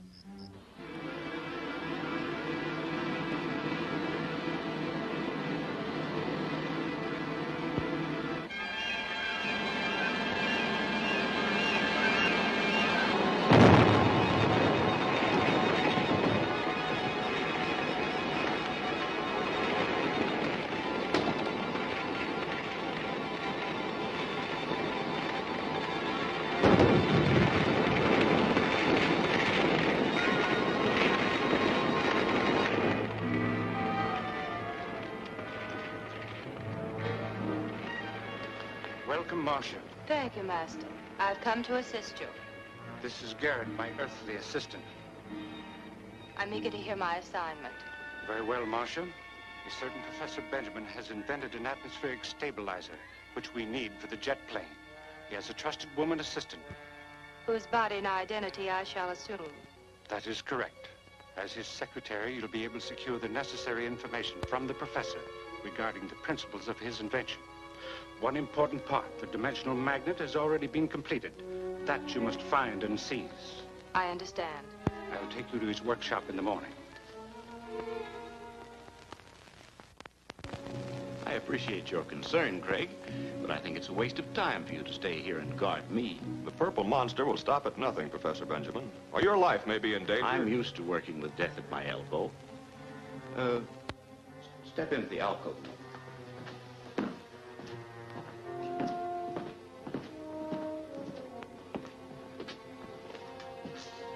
If anyone were to walk through here, it would be the end of him. What do you mean, Professor? Let me show you. Let's stand over there.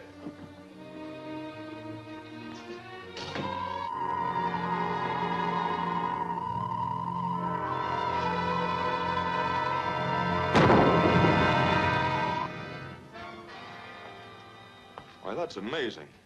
The same thing would happen to a man. To me, if I weren't careful. Nevertheless, don't underestimate the purple monster. I won't. Well, I'll leave you now, Professor. Well, why don't you have lunch with me before you go? My house is just across the yard. Well, thanks, I will. I'll be back in an hour, Helen. You'd better lock the doors. Very well, Professor.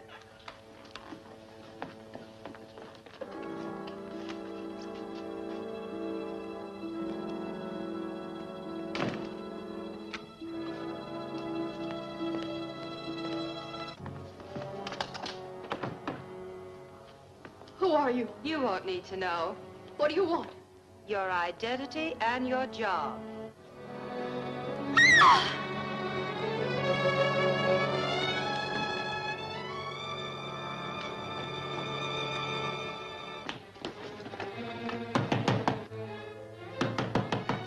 Helen!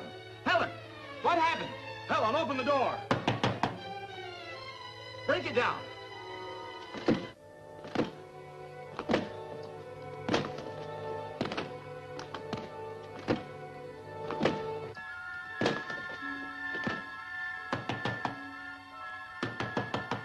Helen!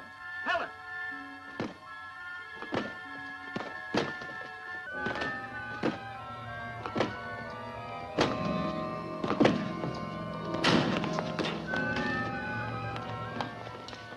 It looks as if she's fainted. Or got a shock. I must have touched the galvanizer coil by mistake. Stupid of me. Do you feel all right now? Of course. A little shock like that is all in a day's work. Well, if you're sure everything's all right, I'd better be going. But I'd advise you both to be very careful. We will. Goodbye.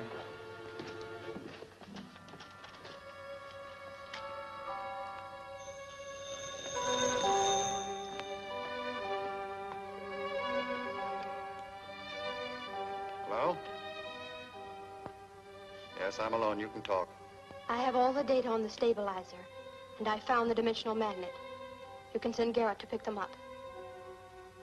No, the professor's at a conference. He won't be back for some time. Good. I'll send Garrett right away. Do you want me to remain here with the professor? It would look better if you did. Are you sure that no one suspects Helen is Marcia? No more than anyone suspects that Dr. Layton is the purple monster. Goodbye, Doctor.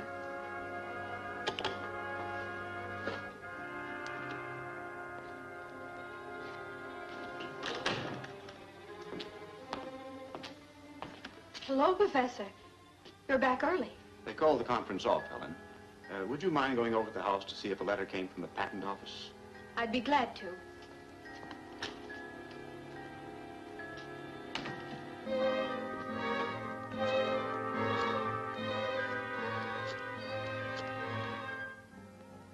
Hello, Craig?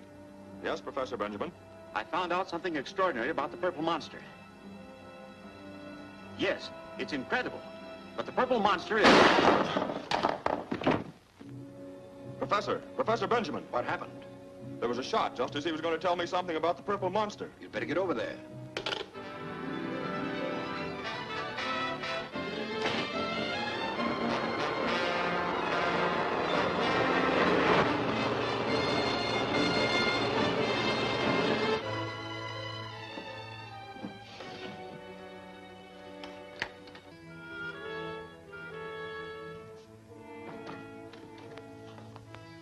What happened to him?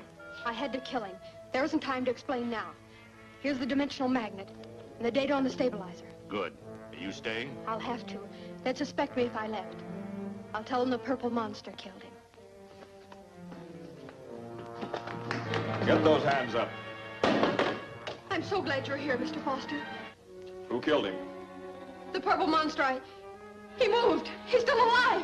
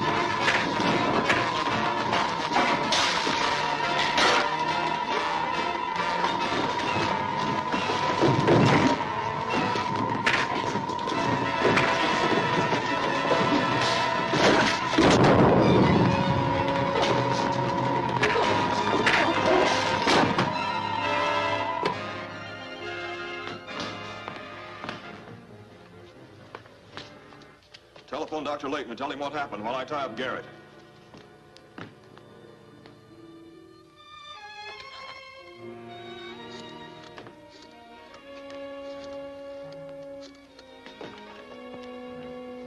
Hello? Dr. Layton? This is Helen. A terrible thing has happened. 2 men broke in and tried to steal the dimensional magnet and kill Professor Benjamin. I presume someone else is there. Yes. Mr. Foster came in just as the men were about to leave. There was a fight. One of the men was killed. Mr. Foster captured the other one. A man by the name of Garrett. Continue talking and listen carefully to what I have to say. Yes, Doctor. I presume they'll call the police. Foster will probably question you about Benjamin's murder. When you answer, use the words Plan 7 in such a way that Garrett is sure to hear them, then he'll know what to do. If you have a chance, try to loosen or cut Garrett's bonds. Yes, we'll let you know what we learn.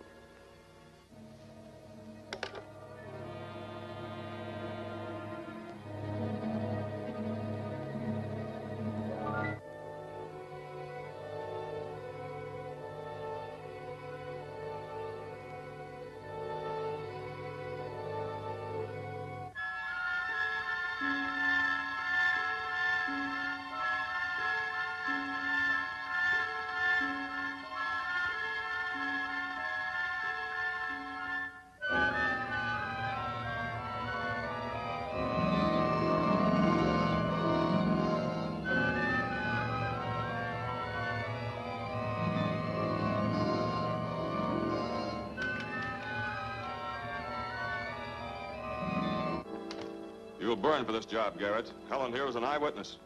Yes, I saw it all. He and the professor were having an argument about some Plan 7.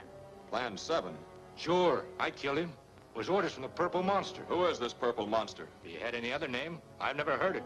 But if I'm going to the chair, I'm going to take him with me. Look, if I turn him in, will you give me a break? Do you know where to find him? Sure. I can take you to his hideout. And walk me right into a trap. Oh, no. Now, how can I do that? My hands are tied and you got a gun in my back. I may be a crook, Foster, but I'm no fool. All right, Garrett, I'll take a chance. I'll call Sheila and have her come over and stay with you until the coroner comes.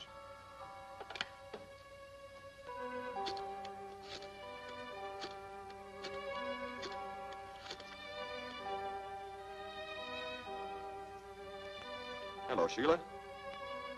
Professor Benjamin's been murdered. Murdered? Who did it? I can't tell you now, but why don't you come over to Benjamin's place and help Helen? She can explain what happened. Right. Now, where is this place? On Dunham Road. When Sheila gets here, you better look this room over for clues. I'll come back as soon as I check on Garrett's story.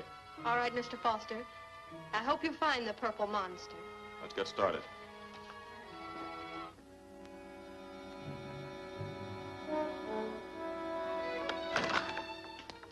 There's a car coming up the road. Get under cover. Don't shoot until I give you the signal.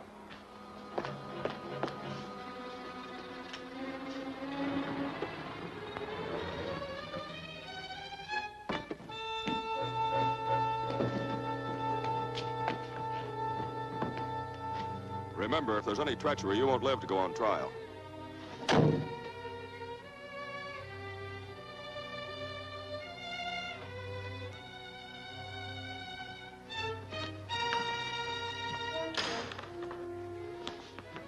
Well, Garrett, you brought us a visitor, I see. Garrett said I'd find you here. And you were stupid enough to believe that you would take me by surprise? You're here because I want you here. If you fire that gun, it means your own death. If I didn't want to put you before a judge and jury, I'd call your bluff. Then I'll call yours. And with a mere gesture of my hand, send you into eternity.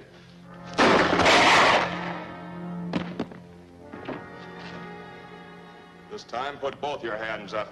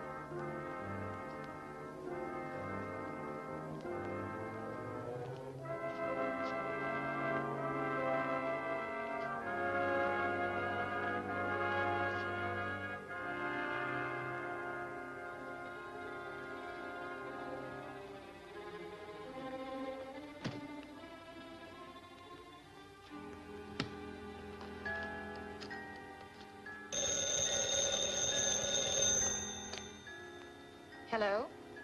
Oh, yes, Craig. It's Sheila. The coroner was here. Helen went over to Benjamin's house, but she'll be back soon. Listen carefully. Garrett escaped.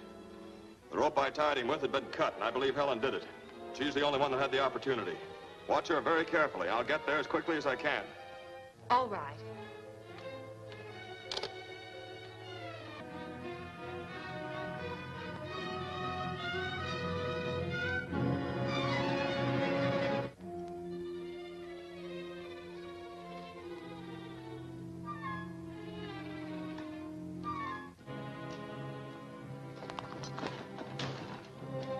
I have to take this dimensional magnet to Dr. Layton. I'll be right back. I'm sorry.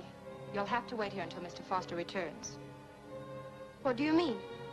Someone cut the rope on Garrett's hands with those shears. Why, who could have done that? You should be able to answer that question yourself. You were the only one here. Are you accusing me of doing it? We'll find out who did it when Craig returns and checks the fingerprints on those shears. I have no intention of waiting for Craig.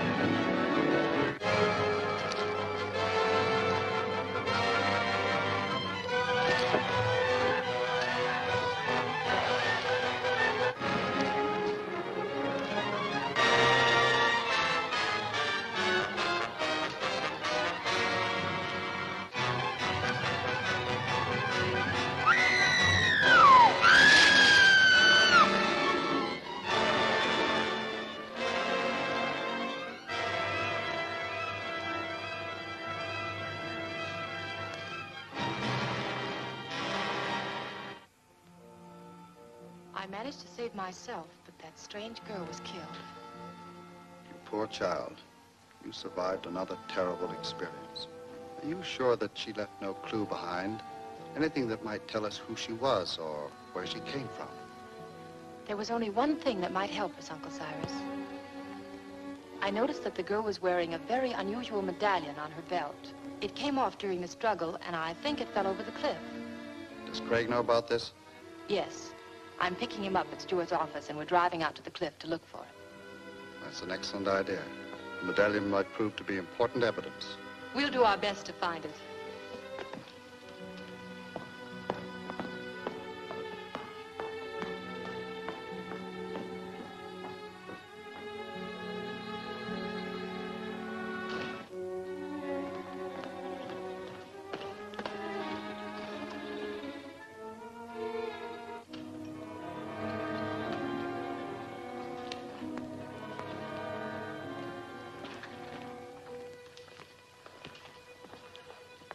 Anything wrong?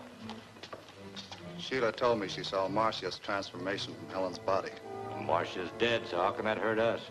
Marcia was wearing a jeweled medallion on her belt, made of metallarium, a mineral element found only on Mars, and Sheila Layton saw it. She's meeting Foster, and they're both going out to the cliff to hunt for it. But what can happen if they do find it? If they find it and have it analyzed, they'll learn that it came from Mars. That'll put them much too close to my secret. You've got to find that medallion first. Okay, I'll pick up a man and go right out there.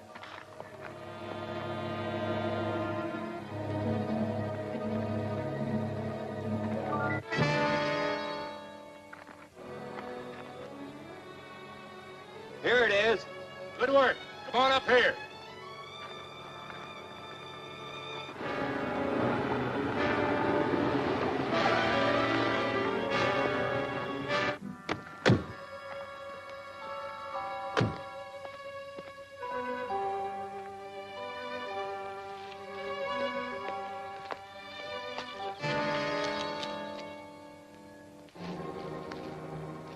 Garrett, quick, get back to the car.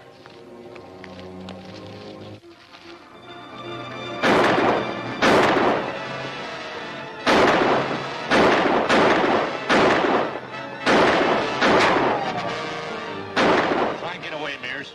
I'll hold Foster here.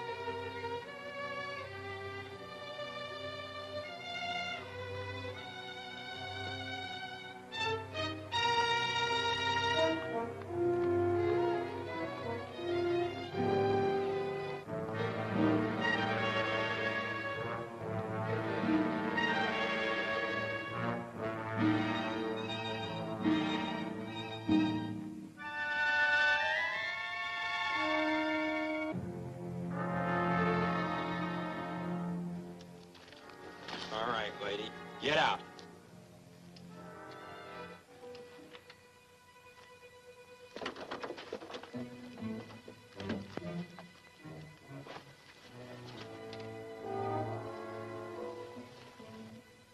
Where's the key?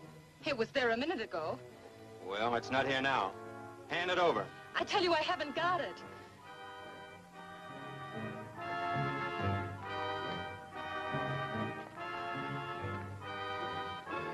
I want that key, and I want it quick.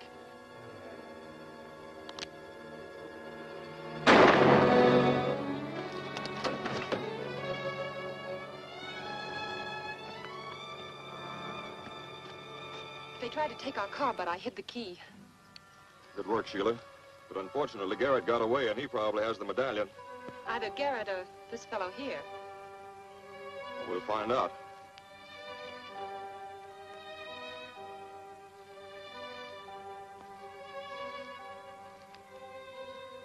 that's it. Do you think it will give us a clue? Strange-looking metal. I'm going to take it to Riverdale and have Harvey, the mineralogist, analyze it.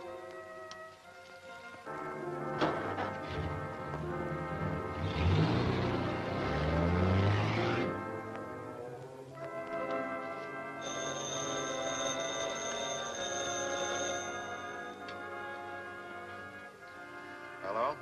This is Garrett. Ran into Foster and the Layton girl up the cliff. Mears was killed and I barely got away. What about the medallion? Foster has it. But I overheard him say he was taking it to some mineralogist by the name of Harvey to have it analyzed. Go to Harvey's laboratory and get that medallion. In case you need help, I'll be there as soon as I can. What do you make of it, Mr. Harvey? It's an unusual metal. Very unusual. Do you have any idea what it is? That's hard to say till I analyze it. How long will that take? Not long. If you want to, you can wait in the office. Thanks.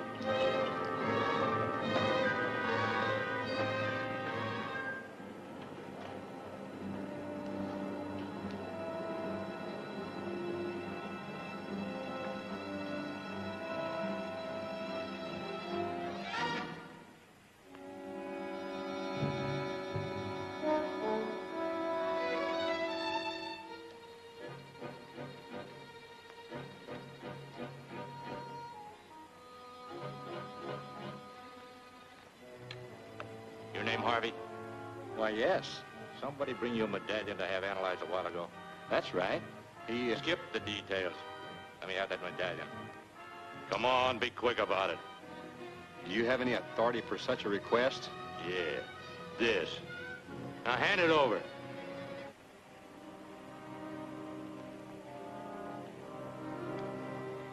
Don't bother, Garrett. I'll take that medallion. I'll take this, too. It's quite an improvement over my own. You see, during our little shooting match we had at the cliff, I ran out of shells. I'll be back later, Harvey. All right. You and I are going to headquarters.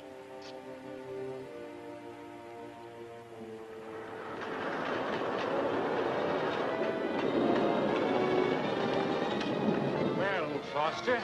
How did you get in here? You overlooked a side door to the cooling room. I merely disposed of Harvey's assistant, and here I am. Now, if you'll be so kind as to drop that gun.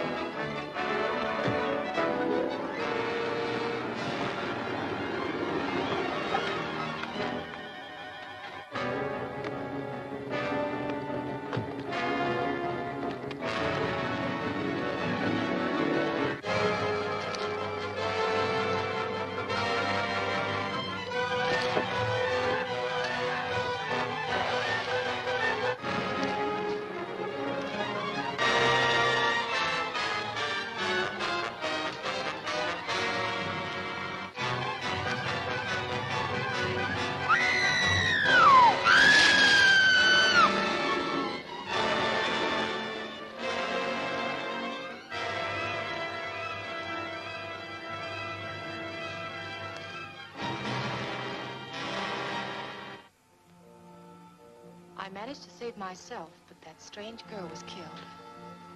You poor child. You survived another terrible experience. Are you sure that she left no clue behind? Anything that might tell us who she was or where she came from? There was only one thing that might help us, Uncle Cyrus. I noticed that the girl was wearing a very unusual medallion on her belt. It came off during the struggle, and I think it fell over the cliff. Does Craig know about this? Yes. I'm picking him up at Stewart's office, and we're driving out to the cliff to look for him. That's an excellent idea. The medallion might prove to be important evidence. We'll do our best to find it.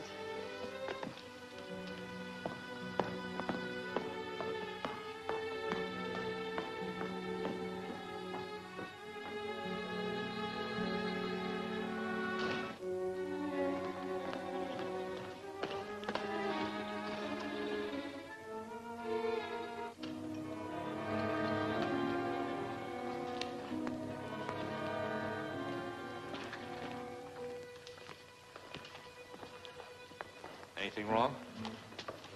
Sheila told me she saw Marcia's transformation from Helen's body. Marcia's dead, so how can that hurt us? Marcia was wearing a jeweled medallion on her belt, made of metallarium, a mineral element found only on Mars, and Sheila Layton saw it. She's meeting Foster, and they're both going out to the cliff to hunt for it. But what can happen if they do find it? If they find it and have it analyzed, they'll learn that it came from Mars. That'll put them much too close to my secret. You've got to find that medallion first. Okay, I'll pick up a man and go right out there.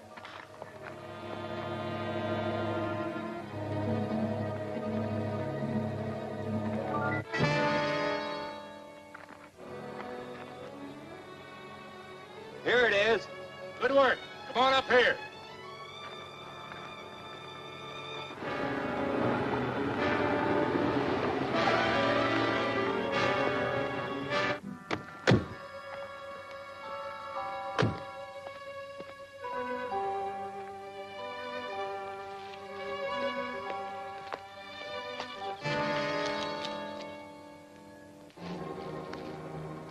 Garrett, quick, get back to the car.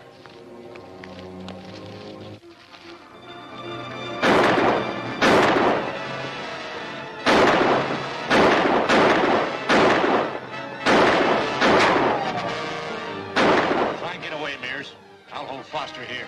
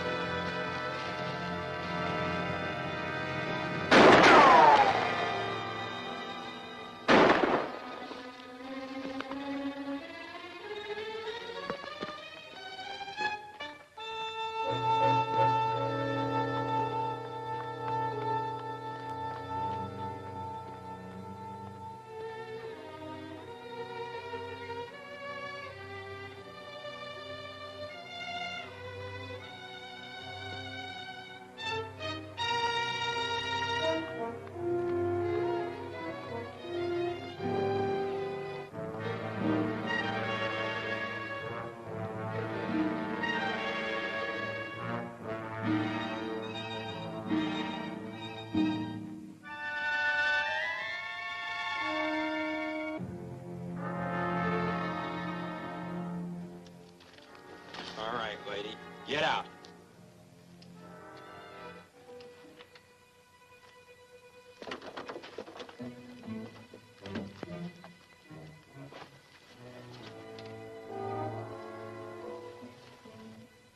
Where's the key? It was there a minute ago. Well, it's not here now. Hand it over. I tell you, I haven't got it.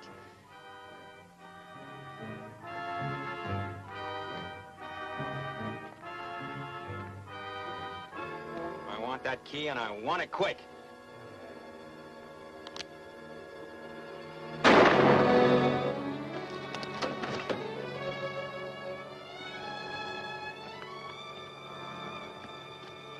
They tried to take our car, but I hid the key. Good work, Sheila. But unfortunately, Garrett got away, and he probably has the medallion. Either Garrett or this fellow here. We'll find out.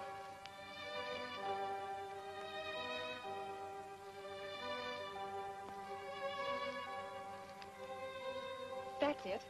Do you think it will give us a clue? Strange-looking metal. I'm going to take it to Riverdale and have Harvey, the mineralogist, analyze it.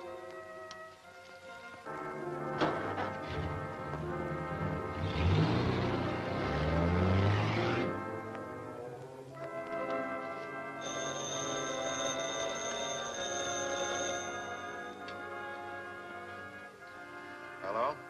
This is Garrett. Ran into Foster and the Layton girl up the cliff. Mears was killed and I barely got away. What about the medallion? Foster has it. But I overheard him say he was taking it to some mineralogist by the name of Harvey to have it analyzed. Go to Harvey's laboratory and get that medallion. In case you need help, I'll be there as soon as I can. What do you make of it, Mr. Harvey? It's an unusual metal. Very unusual. Do you have any idea what it is? That's hard to say till I analyze it. How long will that take? Not long. If you want to, you can wait in the office. Thanks.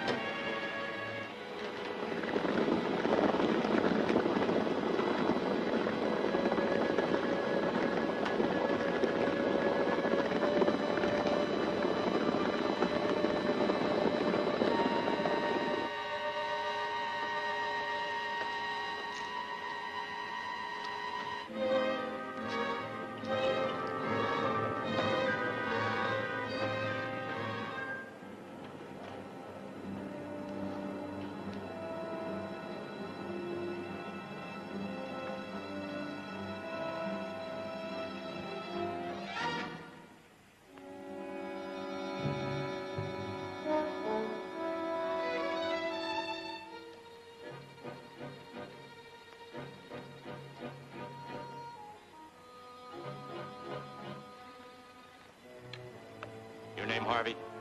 Why, yes. Somebody bring you a medallion to have analyzed a while ago. That's right. He... Skip the details. Let me have that medallion. Come on, be quick about it. Do you have any authority for such a request? Yeah, this. Now hand it over.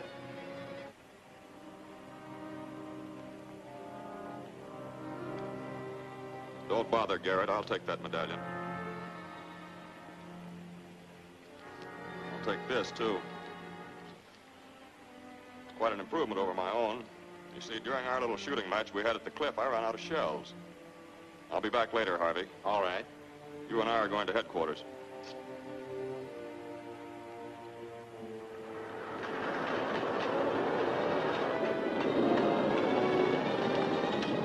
Well, Foster.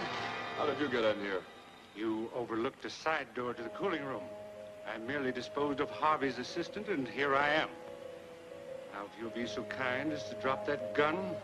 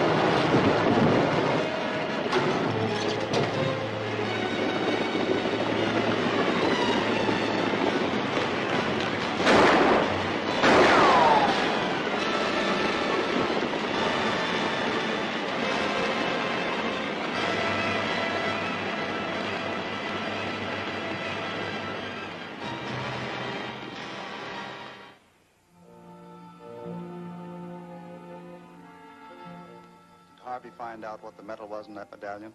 Yes, a spectrum analysis showed that it was composed of a mineral element which has never been found on Earth, but is known to exist on Mars. Exactly where does that get us? To something very important. Harvey also found traces of carboxide gas in the cavities of the medallion. Now, that gas can be made synthetically on Earth, but science knows that it exists in its natural form on Mars.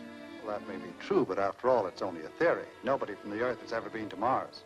But if someone from Mars had been on the Earth, this carboxide gas might be necessary for their existence. You realize how fantastic all this sounds? Yes, but fantastic is just the word to describe the purple monster and the girl who was associated with him. Sheila saw her emerge from the body of Helen, so it's entirely conceivable that the purple monster could merge into the body of a man. Craig, you don't believe that. I'll believe anything that explains this mystery, and I'm convinced that we've succeeded in linking the purple monster with Mars. He's building a jet plane, obviously to return to Mars, and he'll need carboxide gas to breathe on the way. I'm going to find out if anybody's ordered that stuff from a chemist. Craig, if I had your imagination, I could fly to Mars without a jet plane. Let me know how you come out. All right, I will. Come on, Sheila.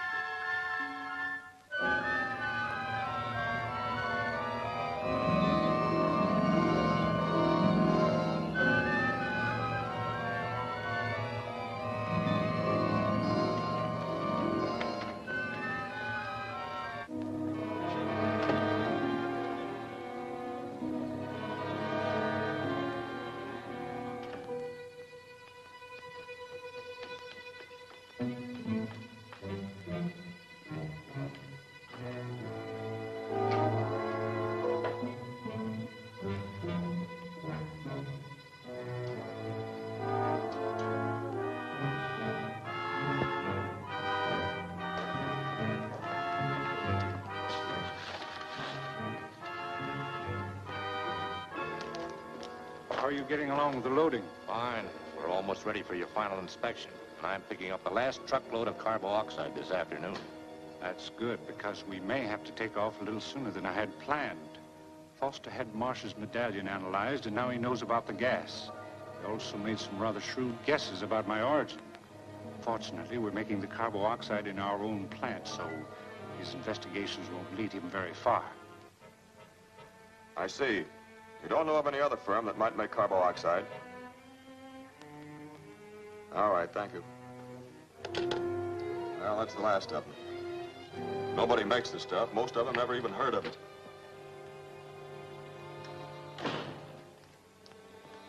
No luck? Luck? As soon as I mentioned carboxide, they looked at me as though they thought I intended to kill somebody. Well, you could kill somebody with that stuff. It's highly explosive and deadly poisonous. Well, I'm afraid we're through.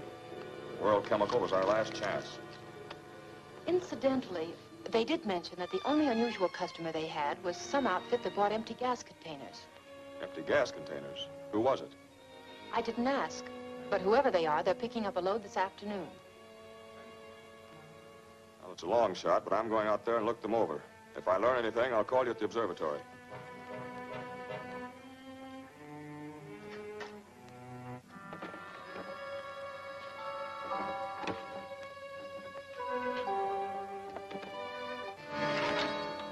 Get your motor started, and I'll be ready in a minute.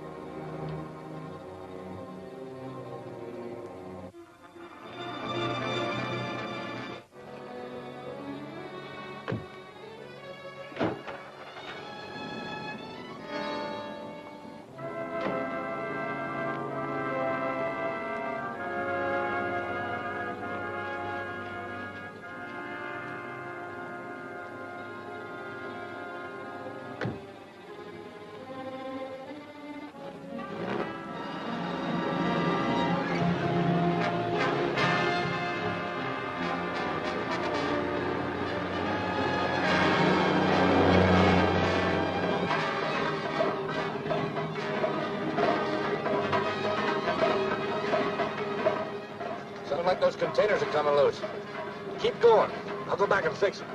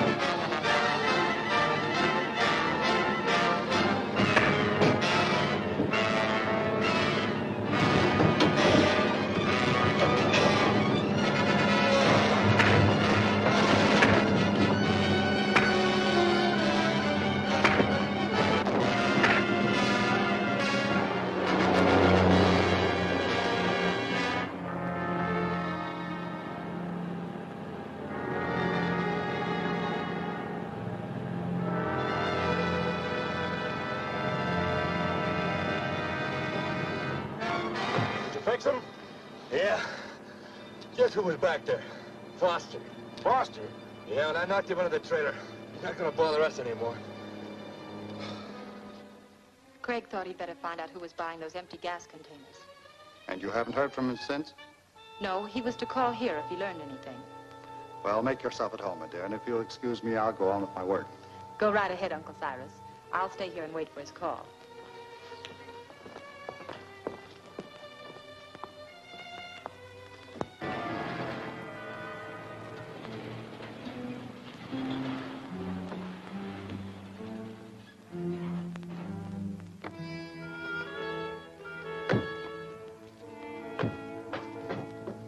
Start unloading that trailer.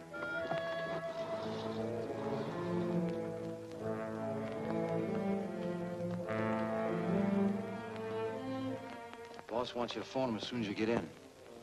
What's that gauge?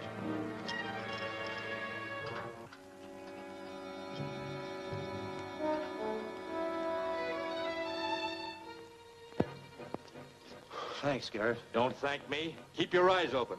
There's enough gas in this plant to blow us to bits.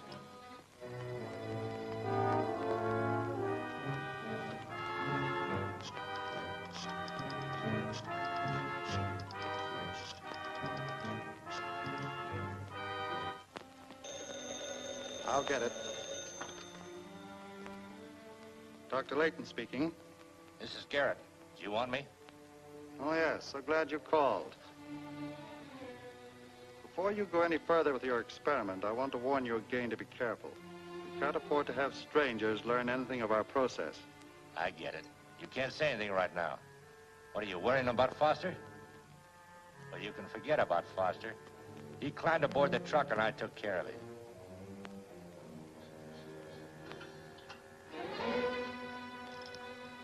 See you later.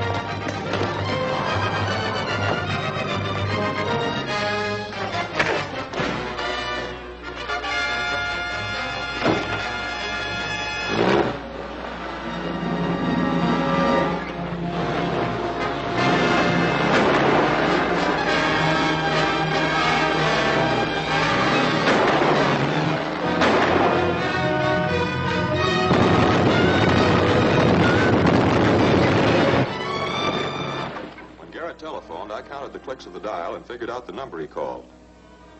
Here it is. Why, it's the observatory. Exactly. I remember now. Someone called while I was there, but Uncle answered it. Craig, surely you don't think he has any connection with the Purple Monster? I don't know what to think, Sheila. But suppose the Purple Monster had killed your uncle and was using his body just as the Martian girl did with Helen. Oh, it's too horrible. I can't believe it. I know how you feel, Sheila, but we've got to face the truth. I suppose you're right. I have a plan that might give us the answer. Do you think you could get your uncle to leave the observatory long enough for me to hide a noiseless motion picture camera in his study? Yes? But what would that accomplish? I'll rig it up to the telephone so that when he picks up the receiver, the camera will start. Then I'll call him and give him a message that will force him into action if he is the Purple Monster. All right, I'll call him.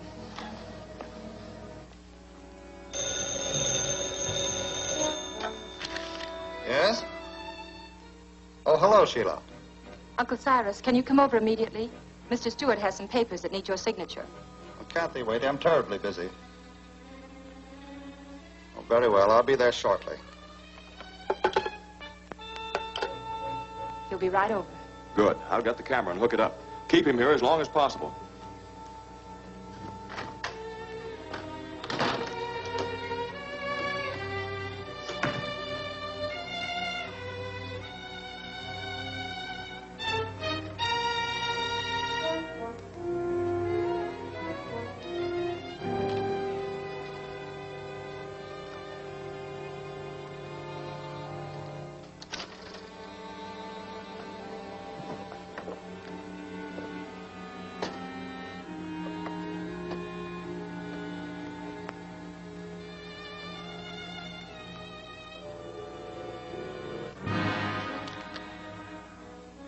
Really, Sheila, I don't know what's come over you. These could have waited till later. As you know, Uncle Cyrus, the Foundation is preparing its annual report, and this data must be checked as soon as possible. I can't give you any more time just now, Sheila. I'm sorry. Perhaps tomorrow.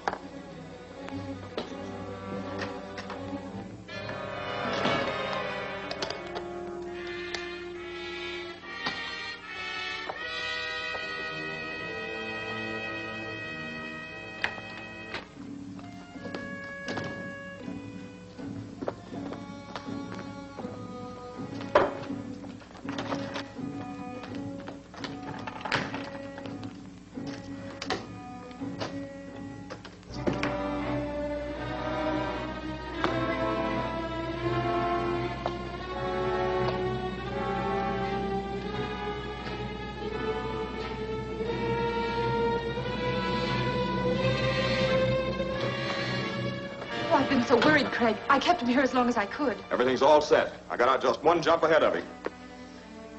Well, a great deal's going to depend on this phone call.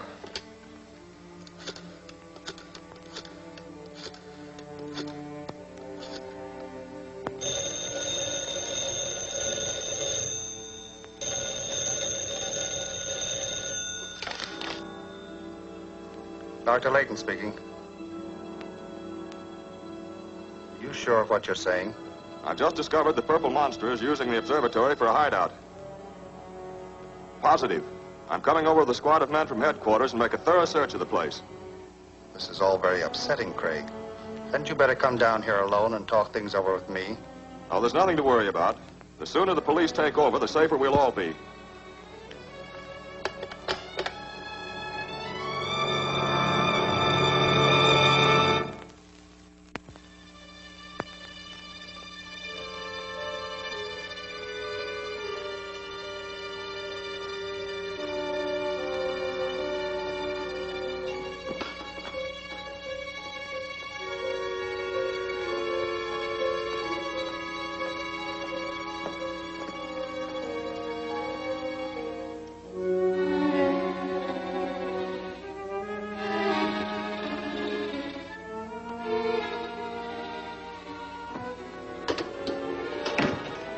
He must have left right after I phoned.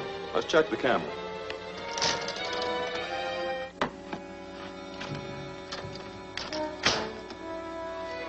It worked. I've got to get this film developed immediately.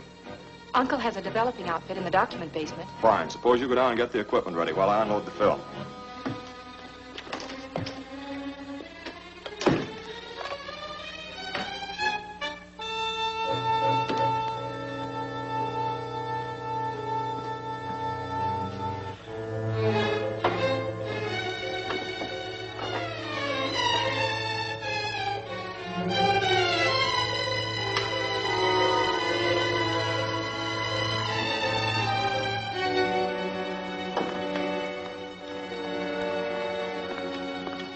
Everything seems to be in order, but I can't find the gyro compass. It's over there. I'm just going to...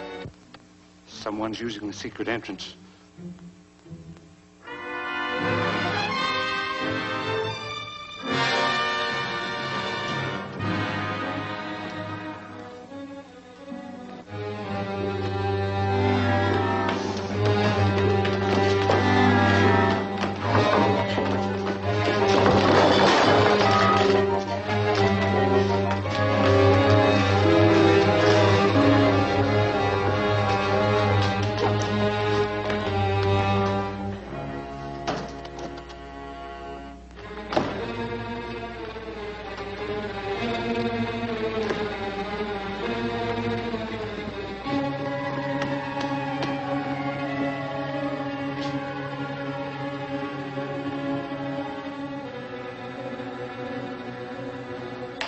Most unfortunate that you had to interfere with my business at the last moment. Otherwise, you might have lived until I returned from Mars with an invading armada of jet planes. It's too late to load the Annihilator on the plane, but you may use it to destroy the observatory and anyone who happens to be in it. So get it warmed up.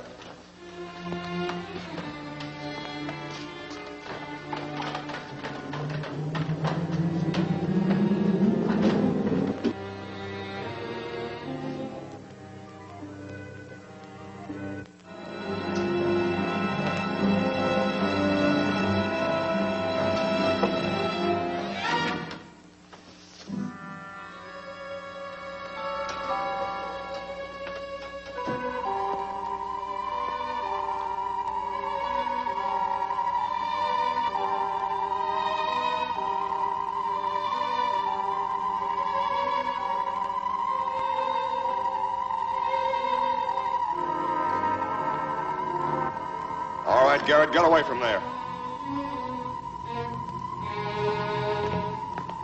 Where's the purple monster? I don't know. All right, untie her.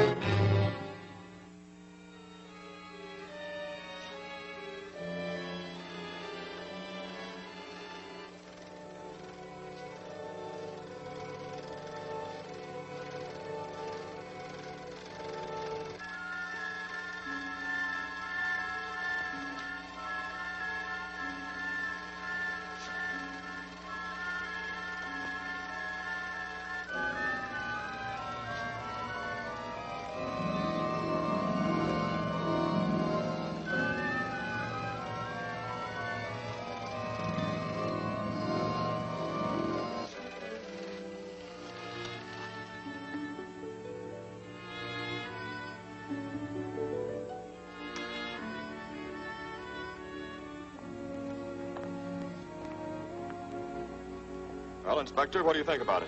Well, I'd rather not think about it. It's like a bad dream. It would have been a nightmare if that creature had escaped and brought back an army of purple monsters. That's right. We can be very grateful that the secrets of the jet plane remain on the Earth.